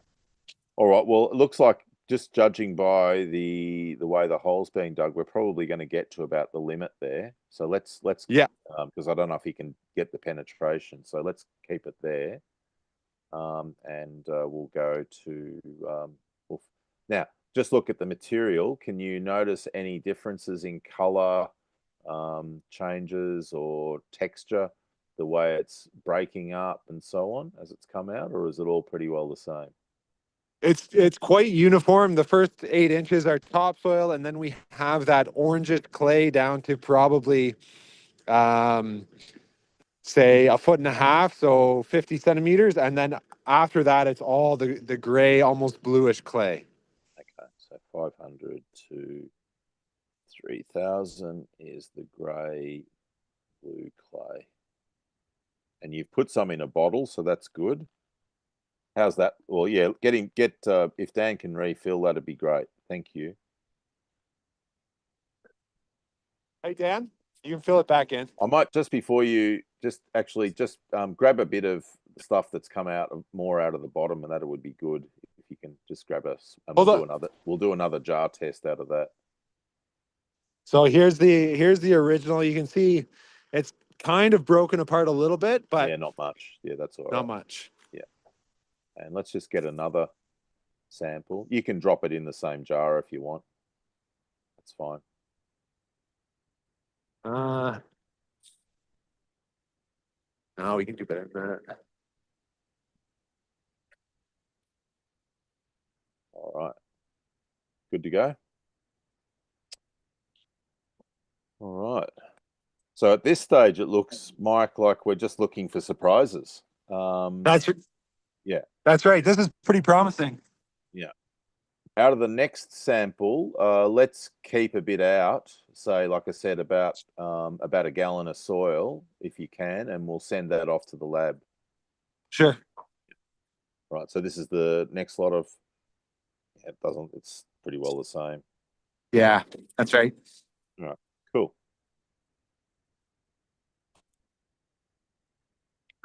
All right. Well, I'm just going to show people while we wait for the next sample to come along. I'll just show some of the images I showed the other day on the Q&A. So just bear with me. I'll just go to water, dam, barrier. Here we are. So this is a dam enlargement that we did in 2013. I think. When did we do this? 2015. Pardon me. Dean and Marie Belfield's place. So there's the old dam there, and you can see we're piling up the soil. 2 D6 bulldozers in this case with my old mate Graham Jennings. So you can see the material there, and it's a silty clay loam mixed with mudstone in this case. So that's the sort of shale body. This dam was built originally probably using a drag line in the 1950s. So it wasn't very deep, and it had very gentle batters. So what we're doing is even though there's water in the dam, we've just made a little dam around where the water is, because it wasn't able to be emptied out completely. And then we're digging around the back of that to get the depth. Because the modern bulldozer has really powerful hydraulics, so you look at the size of those rams,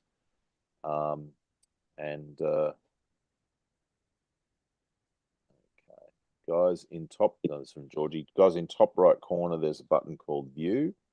You can click there and click the swap video and share screen. Okay, thank you. Right, so anyway, so you can see here that Graham is back. He's only come probably the length of the bulldozer, and he's been able to pick up a full blade of material. Now, I think in sequence, you'll see that he's now carrying that material. And if this was in video, you would see that this material is rising and then falling and rising and falling. And that's mixing the whole time. So even though it's from the same, in this case, from the same spot, it's continually breaking up. And you can see back here, if you go to the previous one, bigger clunks of material that will all start, because it's partially decomposed, it will start to break down as it goes over its distance, which in this case is about 60 meters. You can see there, this illustrates some of what Mike was just showing. You can see here there's about 4 inches of clay or silt at the bottom of this dam, and then underneath it's relatively dry.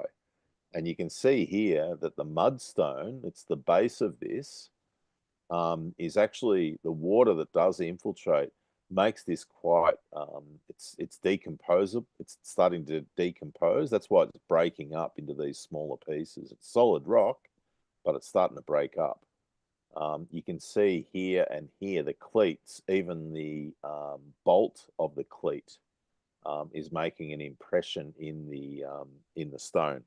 So we can run through with a bulldozer's rippers and rip through this, and then that splinters it all up.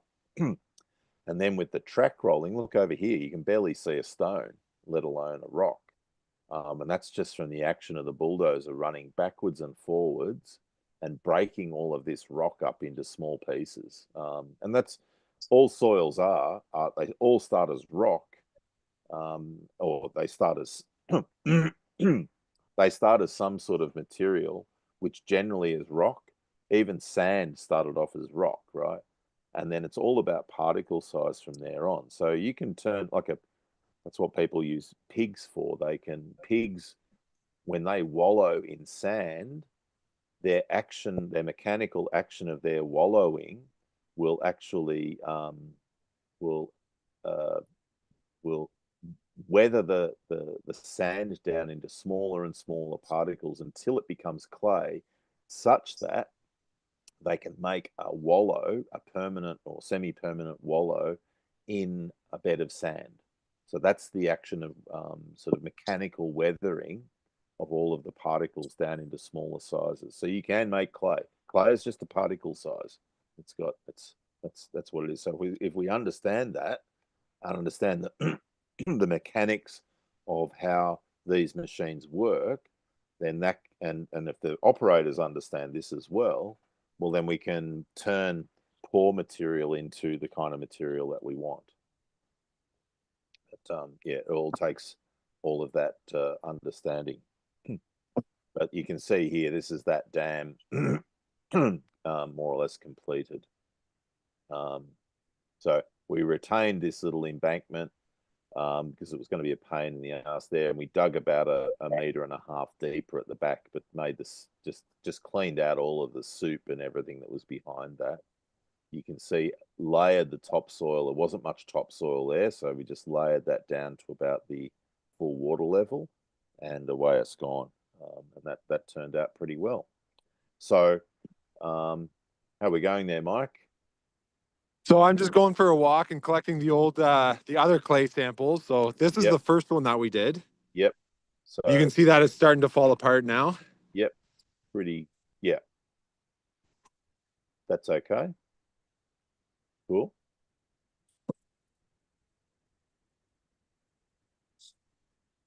because that's been, what have we been on for? What's That's it's about an hour. at least an hour. Yeah. Yeah. So we're doing all right. I just have to say I've got another meeting. I'm just going to double check. I think I've got it at 9 my time, which is it's quarter to 8 now. Just going to double check when that meeting is. Yeah, it's at 9 a.m. So we're going to be fine. Anyone else got any questions at all? Or you, Mike, any questions?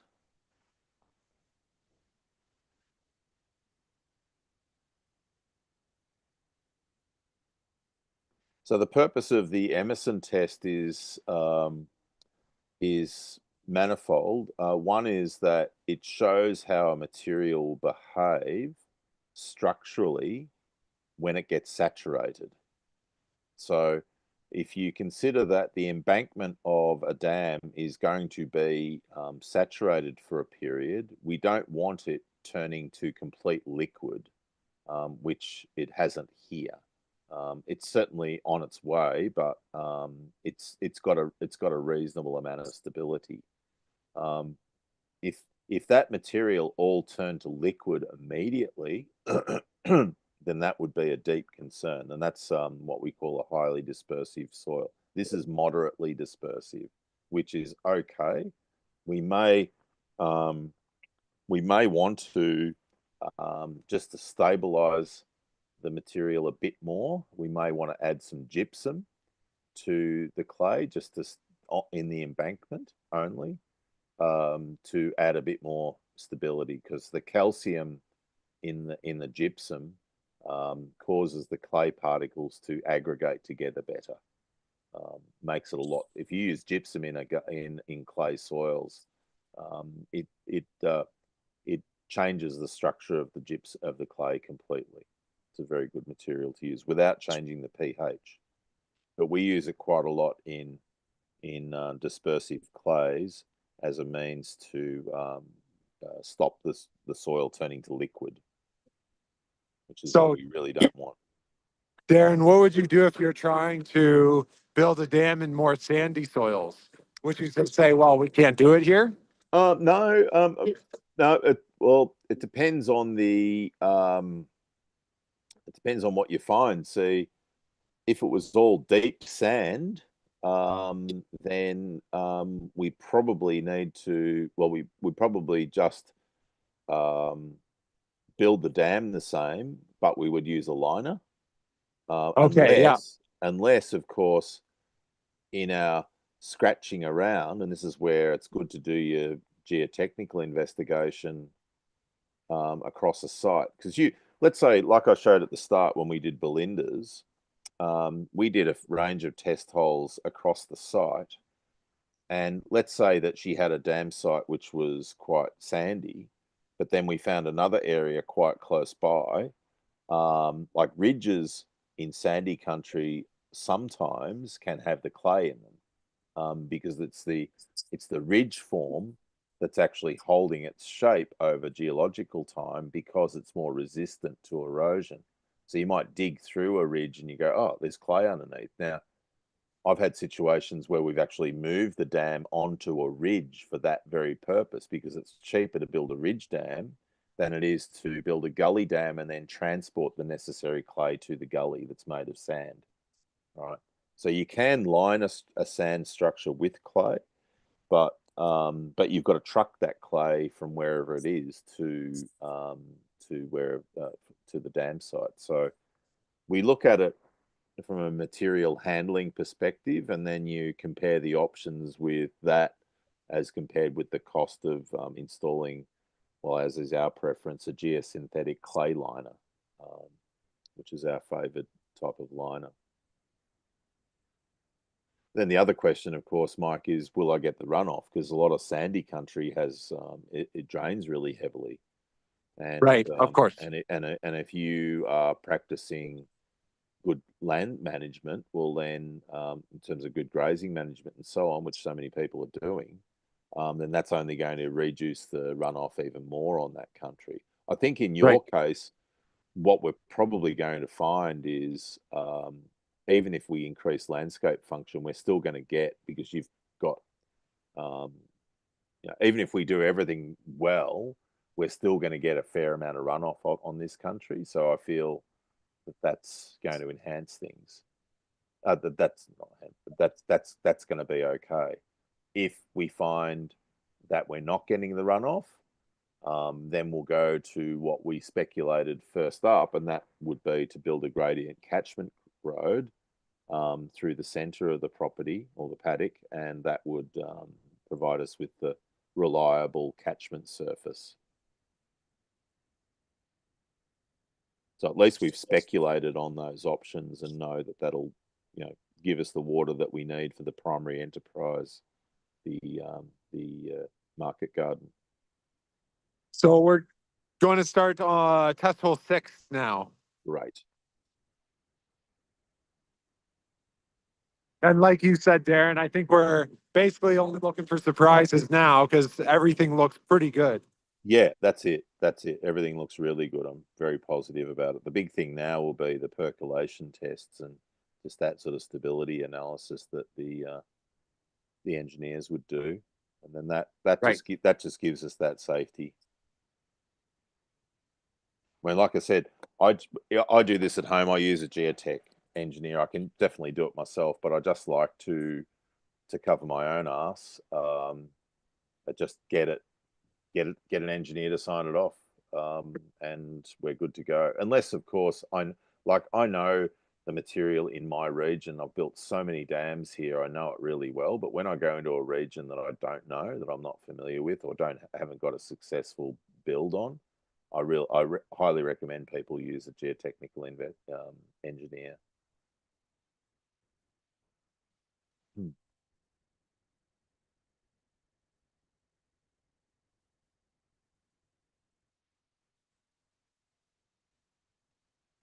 And if you're limited on budget, then often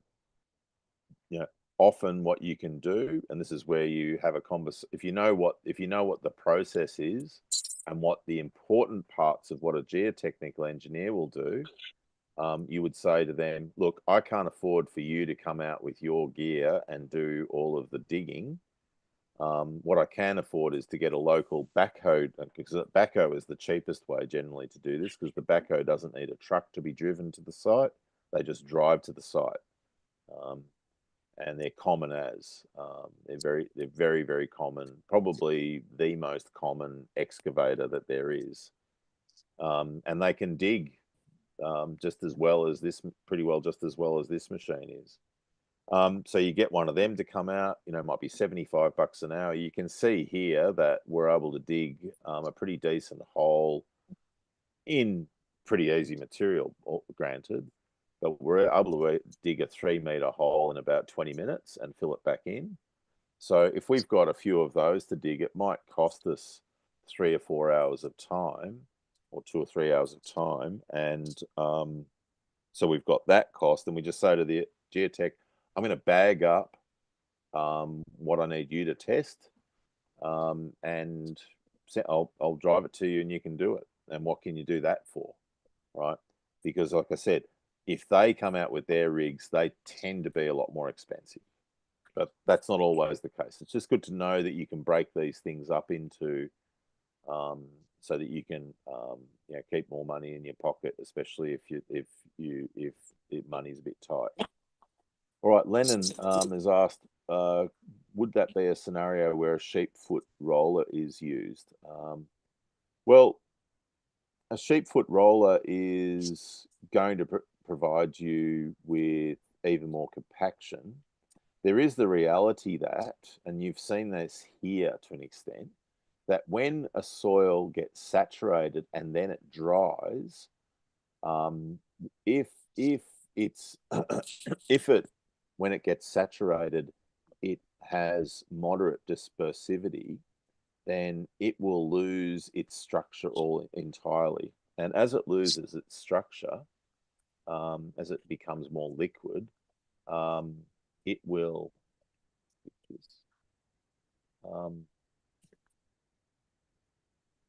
then, when it dries, go really hard. And It's why people like Yeoman's never used sheepfoot, or I never saw him use a sheepfoot roller, because when you understand the wetting and drying sequence that happens in an embankment, you realize that that is a core function of what happens. So often what you'll get is in the first year, yeah, it will leak a bit, but then in the next year, after the embankment has then been saturated, it solidifies naturally, and because it's all subsoil and it solidifies, it's been cultivated. If you cultivate, this is a form of cultivation. If you take a soil and then you cultivate it and then you saturate it, it goes like cement, right? We know that. We've been doing that for about 10,000 years, so we know that pretty well. As long as tillage has been about, we've been doing that, and we keep using tillage because we keep cultivating, and it's like a vicious cycle that just repeats every season. So if we don't till, well, then the soil forms aggregates, and it gets an inherent stability, which means that it gets good drainage and all of that sort of thing. All of that's enhanced. But as we've seen here on Mike's paddock, like this has been, it may have been no-till, but even so, it's been grown with shallow roots every year, and the soil has probably got reasonably wet at times, and then it's lost its structure. So we're gonna do that even worse by obliterating the soil structure into from these big clods. We're going to be running over them. We're going to be macerating them, etc. So by the time it gets into the embankment, it'll be in much smaller particles, in other words, cultivated. And then when it gets saturated, it will form even smaller particles because it'll liquefy to an extent. And then it will go, and then it'll dry and it'll go like cement. So you do have that sort of process that occurs. And so sometimes I think that if you're doing roads, I think that using sheepfoot rollers are really important, because roads tend to not have the same sort of saturation factors that we have here. But if we're building dams, I don't think that we always need to compact. If we are doing a key trench, then yeah, we may need to. It depends on the depth of the key trench. So let's say we've got a gravel seam or a sand seam that we've got to dig through to the base and find the rock or whatever, and then we're going to backfill that trench with clay. Then we would compact that, and then we'll use a sheepfoot roller for that purpose as opposed to a flat roller. The reason we use a sheepfoot is because it creates a rough surface in between each layer of soil. So you've got these indentations. If you use a smooth layer, then as you get each smooth layer, and you put another one on top of that, there's no adherence between the individual layers, and you get what's called laminar seepage. So you get a smooth surface, and water will just find its way through that smooth surface. So when you're using a sheepfoot, sheepfoot is the roller that you use as you are building the layers. A flat roller is what you use when you've got your final layer on, where you're just looking to get a finish. You don't use that for compacting intermediate layers. So that's my opinion on that. But yeah, once we get up and we can track roll everything with a bulldozer, then that's usually sufficient compaction for our purposes, based on the considerations that I've given. All right, how we looking, Mike? More of the same? More of the same. Dan's down to about, looks to be probably about 8 feet now. Yep. And it is just more of the same, more of what we've already seen, which is no surprise because we're only, I don't know, 5 meters away from the last pit. Yeah. Oh, we're only that short a distance, were we? Oh, yeah. Yeah, about that. Maybe a little bit more. Okay. I hope that maybe it is more. I don't know. Yeah, I had hoped that we were going to be about 20 meters apart. So, yeah. All right. That's cool. Well, I guess by the time the length of the pit is dug, then it Yeah, narrows that distance up. Yeah, sure. Yeah, I get it. Okay. Well, this is great.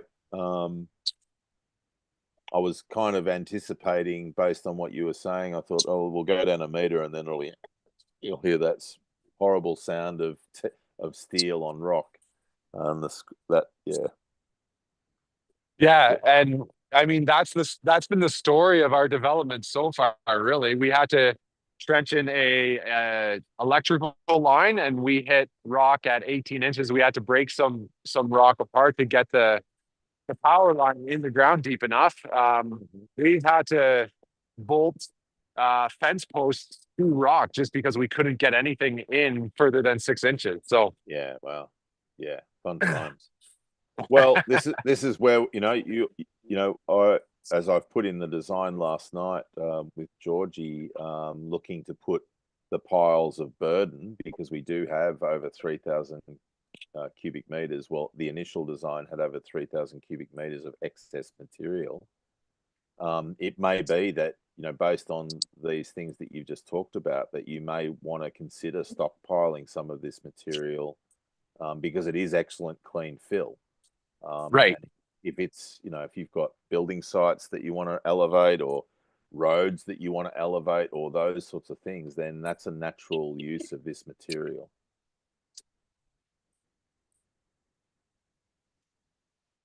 But you will need to stockpile it. So we are just about 3 meters deep now. Yeah, okay. And same again, do you think it's topsoil to say 150? Yeah, very, very similar to what we've seen previously. Yeah, okay. All right. Okay. And then do we have the change in terms of the sort of mottled clay, orangey clay, and then go to the grey? Is that pretty well the same? Yeah, as well? that's right. Okay, no worries. All right. Well, it's on we go then. Cool. Okay, we can keep going, Dan. I'm doing a little happy dance right now because I did not expect this to work so well. You get some rewards for your hard work, mate. Yeah, so have a think about that, Mike, in the weeks that we've got coming ahead. I mean, last night we just sort of hot-footed it on the putting some material to either side of the dam and extending the dam batter. But, yeah. But also bear in mind that, and this is where you want to have a conversation with an earth mover more broadly in terms of what trucking costs there'll be. So, right. They usually work on a yard per distance. I don't know. Here they work on cubic meter per kilometer, right? Okay. So that's how it usually works. So if they've got to carry that material from here to there and then put it out, then you want to work out what that cost will be. And a lot of trucks will only carry, I mean, if they've got a truck and dog, for example, which is, I don't know what they call them in Canada, but that's where you've got like a dump truck and then it's got another dump truck as a trailer behind. Yeah, we call that a pup.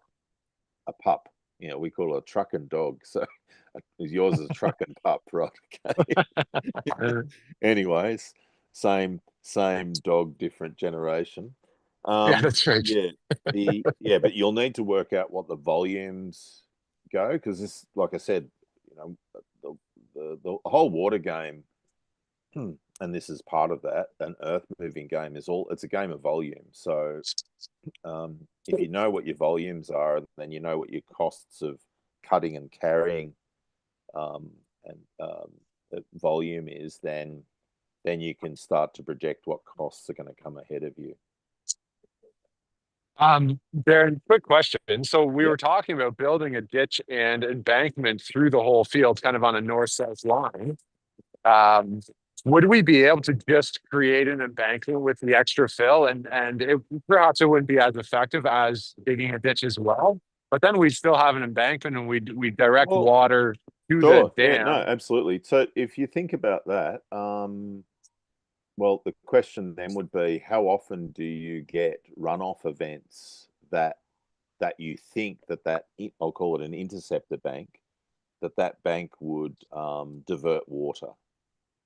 Do you Right. think you get, and contemplate also that if we do all of the good grazing practices, etc., on this landscape, just how much more infiltration we'll get, and so therefore how much less runoff we get. I think, from what I can tell at the moment, I think we're still, even if we do, really, really good work, we'll still get some runoff off this landscape. We won't go from, 20% runoff or whatever we've got at the moment down to zero. There'll still be, say, 5 to 10% as a result of good management. So Right. Especially I just don't want to put an embankment in the middle of a paddock for the sake of it, because it will be annoying. Right. Yeah. And you were talking, one of our previous conversations, you were talking about how water flows underground too. And we've got that hard clay layer, I mean, going down 3 meters or more. So we will probably get water runoff on top of that clay layer Well, that's ending up in the dam. Exactly. And the fact that it's, after however much rain that you've had over this winter, and snow, that clay is dry, demonstrates that point exactly. That you've probably got a fair proportion of water that's running through that topsoil and is not infiltrating into the subsoil. Right.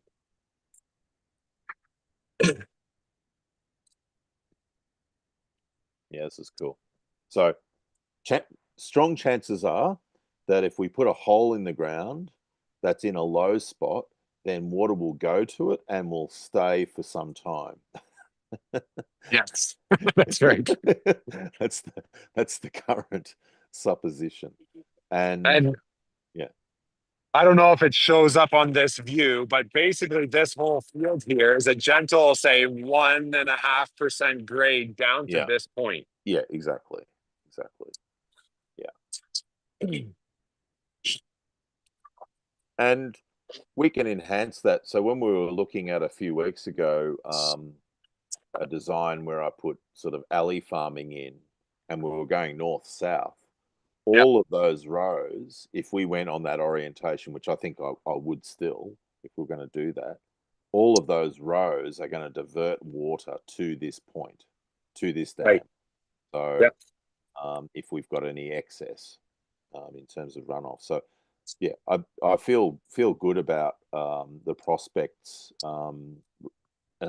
however we do it. If you don't do anything and you just continue to have a big open field, the water will still make its way here. Right. And I mean, just looking at that, with that being an option, that really decreases the cost of the project as well, which is a good thing. Yeah. If you had rock and we were trying to do what we're doing, then that would have increased the cost considerably, because we would have had to have broken it. And you might have gone, no, I don't think I'm going to do this, because just the sticker shock would have just been too much. So right. Yeah.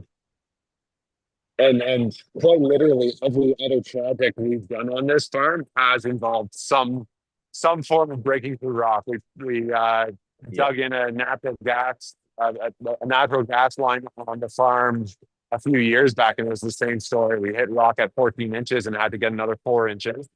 And just such a hassle. Yeah, you've already had the pain.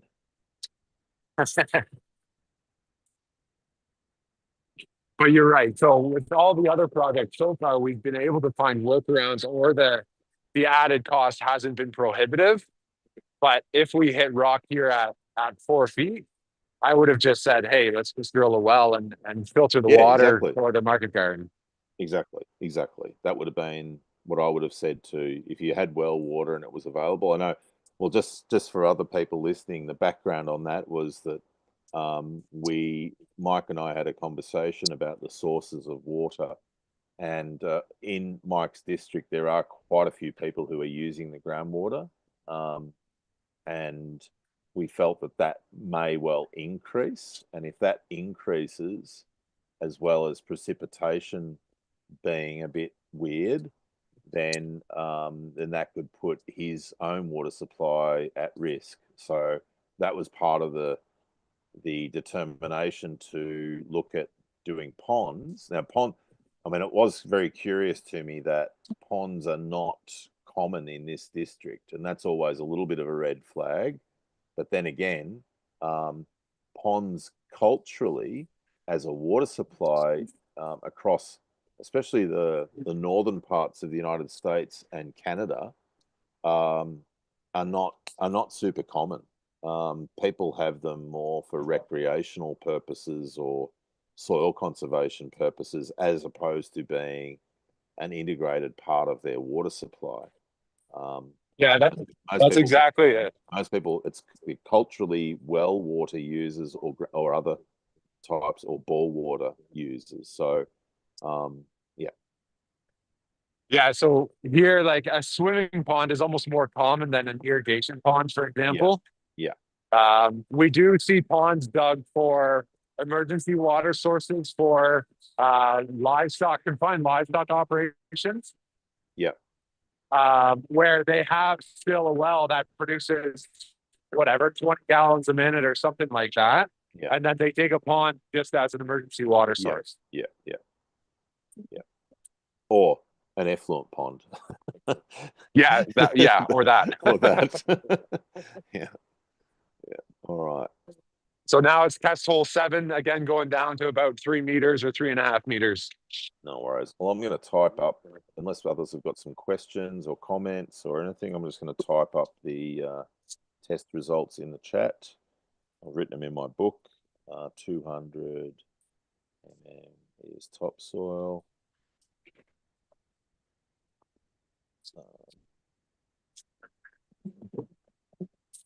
And then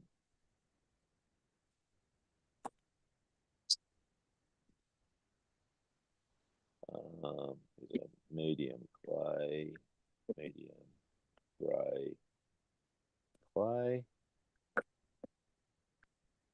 TH3, 0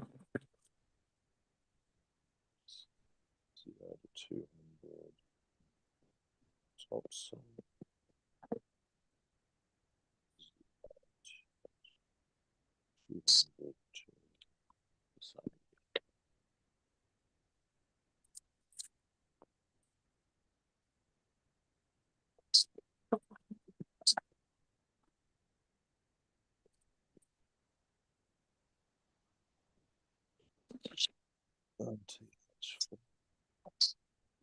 Zero to 150.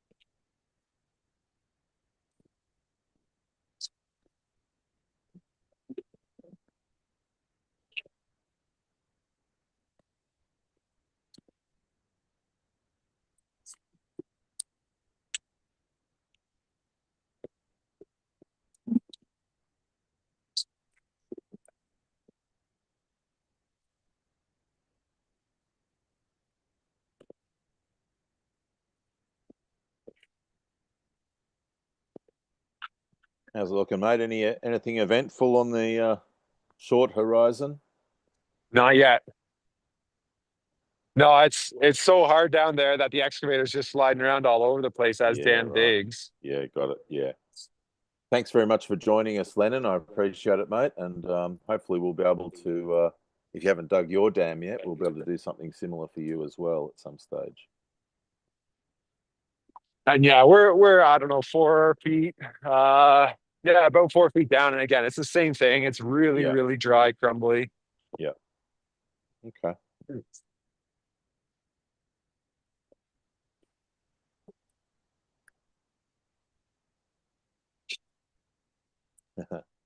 So Lennon said he's looking for, Lennon's actually got a really nice dam site that we've worked on in previous Rexes, Mike. And we've worked on that a few times now. And he said he's looking forward to it and he's saving up for it. So good work, man. Nice. Yeah, he's in the south of France, not far from Andorra. Okay.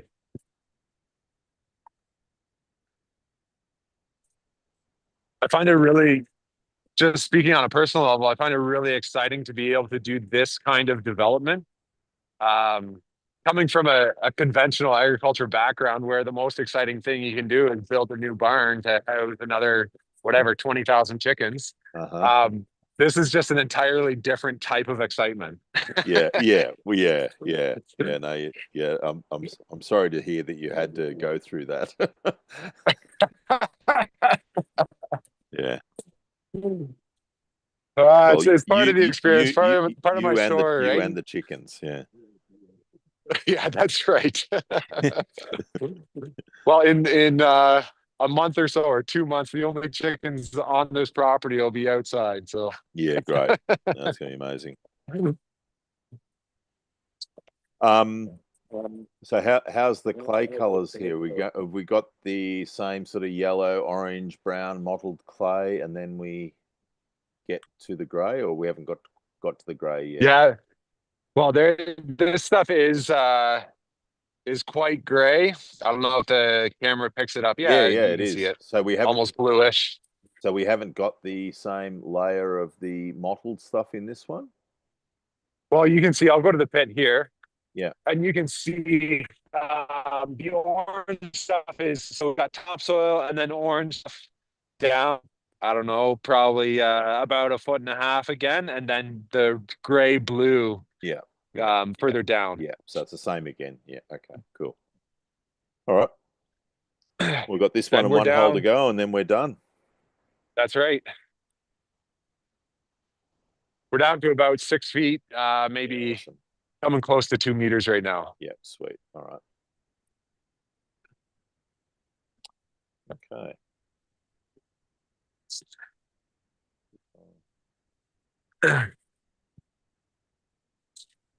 Cool. Yeah, well, I've got just on 40 minutes left, so we're right on before I've got my next meeting. So we're all good. Anyone else got any comments at all to make? I know, Arthur, you're looking at doing some excavation at your site, but in the Netherlands, and we've talked a bit of that on the Q&As, and but in your case, you've used liners in the past, so that's going to continue. And Philip, we did a bit of this sort of work, although not with a video streaming, but hopefully I'll be at your place later this year in Poland, and where we'll do a Regrarians Open Consultancy workshop, and I'll be able to see firsthand. But did you actually get to build anything yet, Philip, or you're still saving up as well? You can speak if you like, mate. That's fine.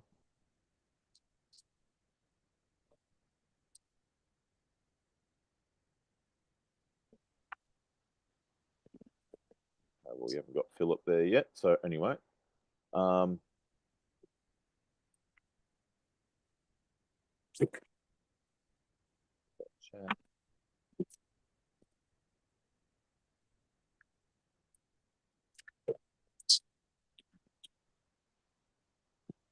just right now, I don't know what that means. Sorry, Philip.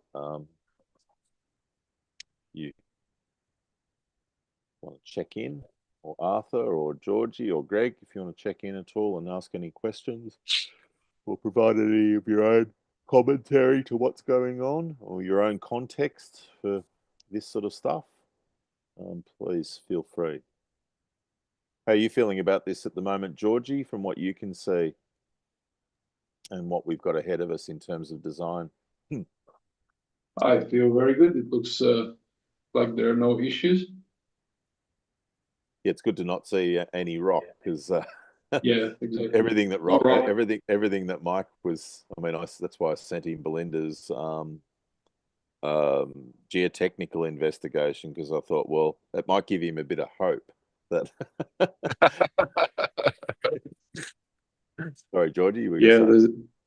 there's no rock and no gravel from what I Yeah. can see, and No. it's a very, very efficient dam.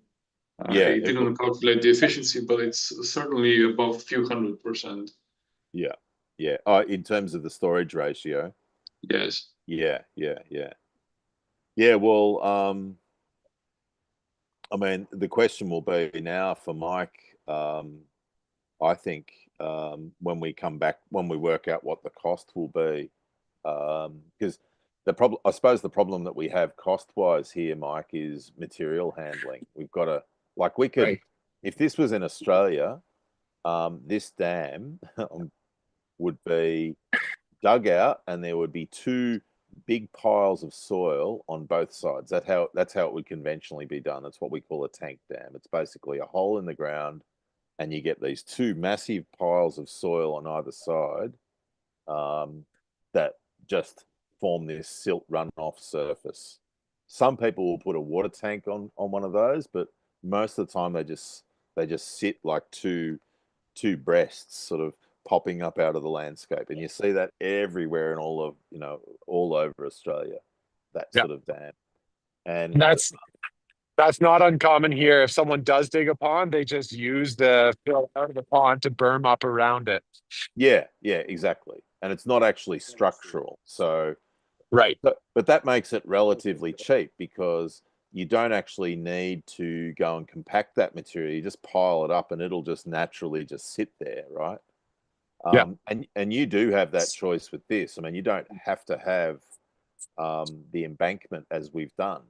That's going to add cost because you've got to put it out, you've got to layer it, you've got to compact it. So these are all things that you should know, because you may well decide to just go with extra depth and not have the embankment.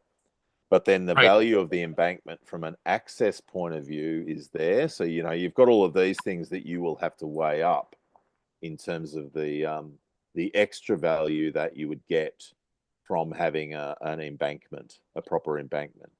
But we could certainly, based on what we've seen so far, we could probably go deeper than what we've got. But then the cost to you will be, one, the extra material handling, and obviously, but then the value would be quite a reasonable amount more volume. Right? So, yeah, which wasn't a scenario that I was anticipating us putting forward today. Right. Yeah, that's something. Once Georgie works, which I think we're pretty close to now, a final excavation volume. Are we pretty well good on that, Georgie, or have you got to do more? Say, if we put more height on the embankment, which I think we should, because we've really got an embankment cost, and then we've got the two deposits, landscape piles, I'll call them that, on either side. Yeah, that's not a lot of work. We will have it by tomorrow morning. Yeah, sweet. Okay. All right. We could just brainstorming a little bit. If we want to decrease trucking cost of fill, we could make embankments and kind of landscape, have a few trees up there, put a picnic table out for the gardeners to have a lunch break on, stuff like that, right? Oh, absolutely. So in the past, when we've done these sorts of jobs, and I talked about this in the water section when I looked at these sorts of flat land dams, these are the only embankments. Well, not your main embankment, but the two piles that I was looking to put to the side. you can plant trees on them. You can do whatever you like on them because they're not holding back water. So Right. you've got all of that freedom to do all that landscaping. Similarly, you might want to. I mean, I did have a thought last night that you might want to take some of this soil up to around the market garden as well and make it, because one of the things that we've done in the past is piled up this really good fill and compacted it and then put a dam on top of, put a tank on top of it. But I don't think there's much value for you to do that. But anyway. So I'm not going to measure it, but that's about 10 feet. Yeah. It looks the same. It looks the same. Yeah. It's so dry. Oh, it's totally dry. Yeah, that's amazing. Georgie, can you answer Greg on that one, please? What will be the size of the suggested dam? I don't have those figures in my head. Sorry, Greg. Georgie will have them at. Do you mean size in terms of volume? Yeah, well, let's look at the volume of water stored and the volume of earth available that's going to come from that. Let me see. I don't necessarily have the figures now, but I can see what is the current volume, if that helps. Yeah. What's the current water volume? Okay, hold on. Trying to grab the figures. All right, mate. Mike, if you want to, with this one again, maybe keep about a gallon bucket of soil out for testing by the Geotech. That would be good. You probably want me to save that gray blue soil, right? That stuff. Okay. That stuff. Yep. So just leave a pile of that, about a bucket, a gallon bucket or so. Should be fine. So the current volume, if we target a 4-meter total depth, would be around 4,000 cubic meters stored. Yeah, so 4 megaliters, yep. Yeah, and if we do only total depth of 3 meters, that goes down to around 3 megaliters. Yeah. And total footprint, let me see that.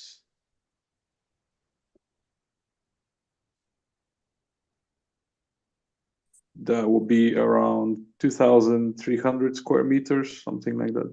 Okay, so that's about what's that? About half an acre. Yeah. Cool. Thanks, mate. Sorry, Darren. What was that total volume you said, or Georgie said? It was 4,000 cubic meters or 4 million liters if the total depth is 4 meters. If it's total depth is 3 meters, then it's about 3,000 cubic meters or 3 million liters. Okay, so for our purposes, we're looking at using something like 100,000 liters per week for the market garden irrigation, provided we don't get rainfall. Yeah. So that's totally in excess of what we need, which is really good because then we can do things like irrigating behind the beef as they graze, the cattle as they graze. And which we hadn't discussed. And if that's part of, because I mean, I think when we started this project, the trepidation was from the outset, how deep is this rock, right? Yeah. Now that conversation, I would say, has changed. So therefore, and it's changed as a result of just this last couple of hours, right, of investigation. Yeah. If we had, and this is again highlights the importance of these investments in investigation, that Mike would have, at worst case, said, look, I'm not doing this. I'll just do a well, and I'll only have my well for my market garden, and that's it, right? Exactly. Right. So that now that we've spent a few $100, $500 in hiring Dan to do this work, we've now understood that we could build as big a dam as we like, and it's really now a question of how big is the catchment, right? Because that's the core question, and then the second question is to get the return on investment is what are we going to use the extra water for? Because we only expected we were going to need, I think it was about 1,200 cubic meters of water for the market garden over the season. Was that about right? I'll just have that in my memory. So I was working in gallons, and it was something like 25,000 gallons per week for an acre, Yeah. which is, say, 100,000 liters. Yeah. Um, For how many and weeks? well, if we have a complete drought season, which doesn't happen here very often at all, we could need it for something like 20 weeks. It's more likely that we need it for a maximum of about 3 or 4 weeks during the summer. Yeah. So worst case scenario, you need 2 million liters, right? Exactly. Right. So And that's a worst case scenario that happens a year out of every 50 years or something. yeah, right. Okay. So right now we're looking at, I think, reasonably 4 million liters. So we've got double the drought capacity. Now, if we then, well, so now, as I said, I think we need to go back again and we need to look at this storage and go, okay, how about we look at the total catchment available, and from that we then calculate how much water we can store. And then, because if you want to then like really amp this whole system up, and like you say, run a K-line irrigation directly after you've had your cattle or sheep or whatever you've got, and then your poultry run through, well, then that's Right. that is obviously that's the highest margin pastoral activity that you can do. We know that from all of the evidence. The highest margin per hectare that you can get on land is pretty well market gardening, right? But the highest margin that you can get on pastoral country is broilers on pasture. So if you're going to run meat chickens behind some sort of herbivore or herd, and we irrigate that, man, oh man, you're going to have some forage ahead of you. Right. And like you were saying, I wasn't even considering that because water has always been a problem on this land because we were only dependent on wells. Yeah. Yeah. So, all right. Well, that puts that spanner in the works, as it were, which is not a bad one. Yeah, that's right. So we'll have to go back to the drawing board a little bit and work on that. But the biggest thing that we'll have as a burden, if you like, will be that excess material. Right. But is Georgie, you said, so for every cubic meter of earth we dig, how much volume are we getting, more or less? We got a ratio on that at this stage? I think you mentioned something like a couple of 100%. I have to check, but the embankment, even with a very conservative 10% settling rate, has only less than 300 cubic meter of volume. Yeah. So it's 10. Well, it's about 8% of the total water volume. Yeah. But it's a little bit of a false economy in a way, because we've still got all of this soil. So exactly, it's not a complete. Unless we make use of it, it will actually take away from the efficiency. Yeah, exactly. That's what I mean. Yeah. But I think overall, one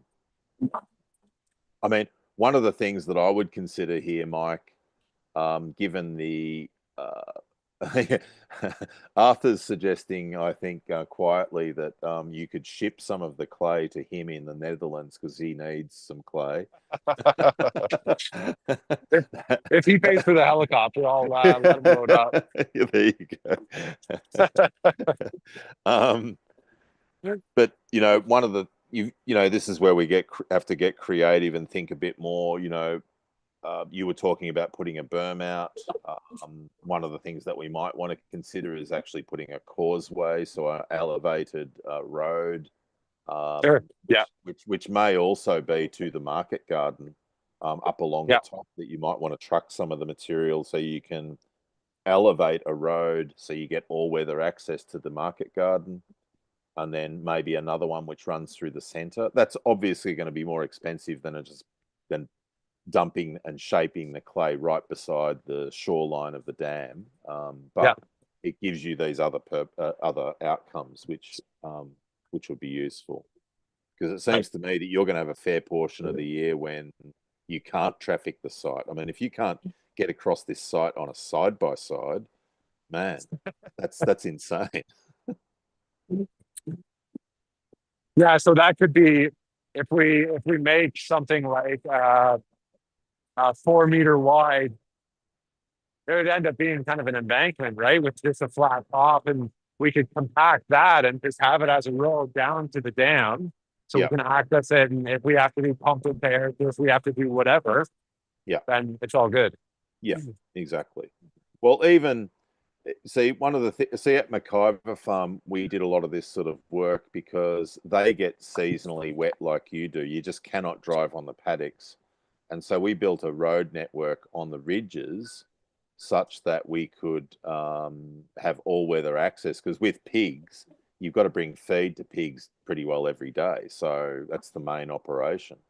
So having the road network, which was all weather, was gold for them. But then some of those roads are also diverting water to some of their dam storages. So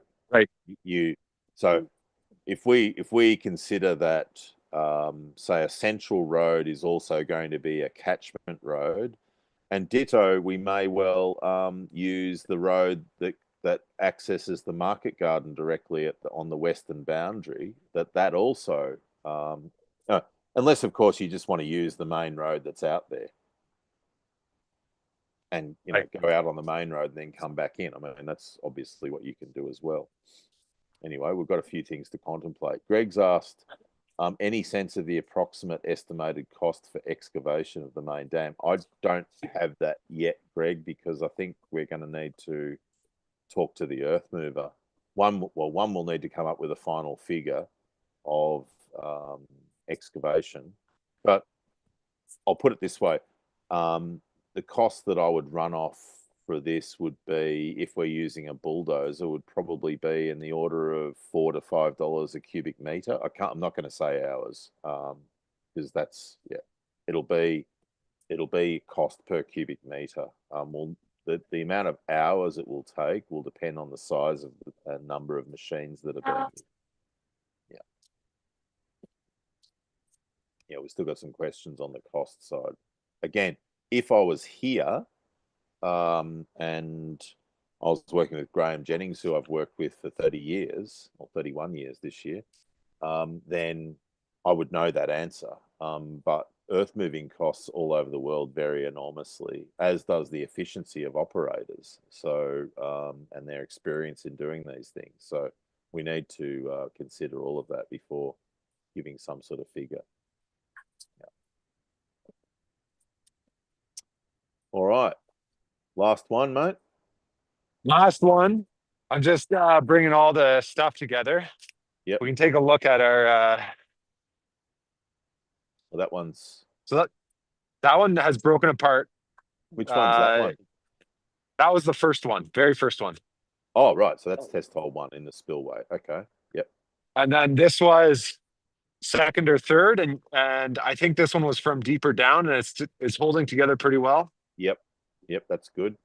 See, one of the things that I see with that too, which is good, Mike, is that sometimes when you get that slaking, the bits that break off go into micro, like they basically go into small particles.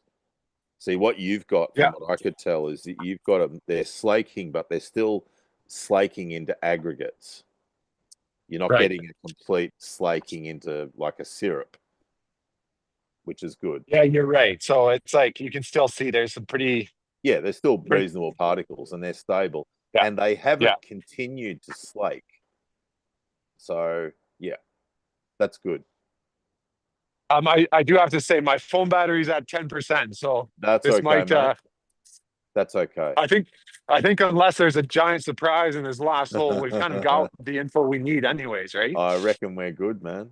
Yeah, this has been awesome. And I wouldn't say it will be a YouTube hit, but because it takes a peculiar type of person to be interested in this type of thing. But nonetheless.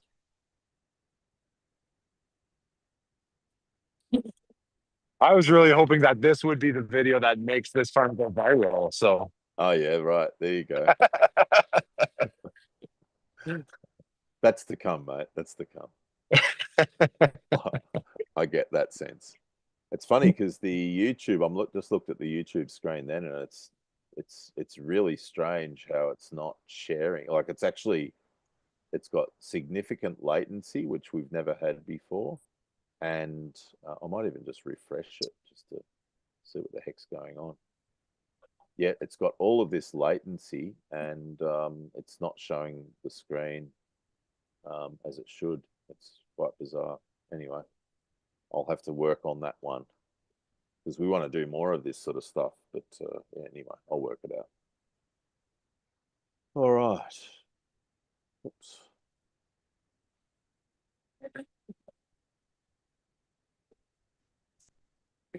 Yeah, my battery percentage is dropping fast, so I've probably only got about 5 minutes left on this. Yeah, no, that's fine. All right, well, we may well call it up then. Thank you so much, mate. Just make sure you get your piles of soil and all of that, and hopefully the geotech accepts that. Yeah. If there's any changes to the last hole, let us know. But yeah, thanks so much for being so generous with letting us into your life a bit. And yeah, no problem. Yeah, I think it's been really and good.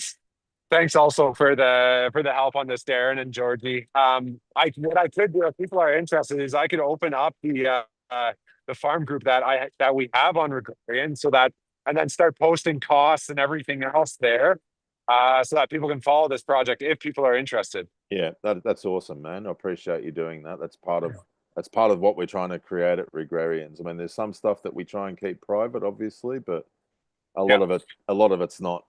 It's not that private. But yeah. Right. Yeah, I appreciate that. All right. Well, thanks, Okay, mate. great. Enjoy your day. Don't get sunburnt out there. Awesome. Thanks a lot, Darren. Or cold stroke. Yeah, that's right. Thanks. It's chilly here right now. Yeah. And pass on our thanks to Dan as well. Really appreciate it. Perfect. All right. Thank you. Thank you. Bye.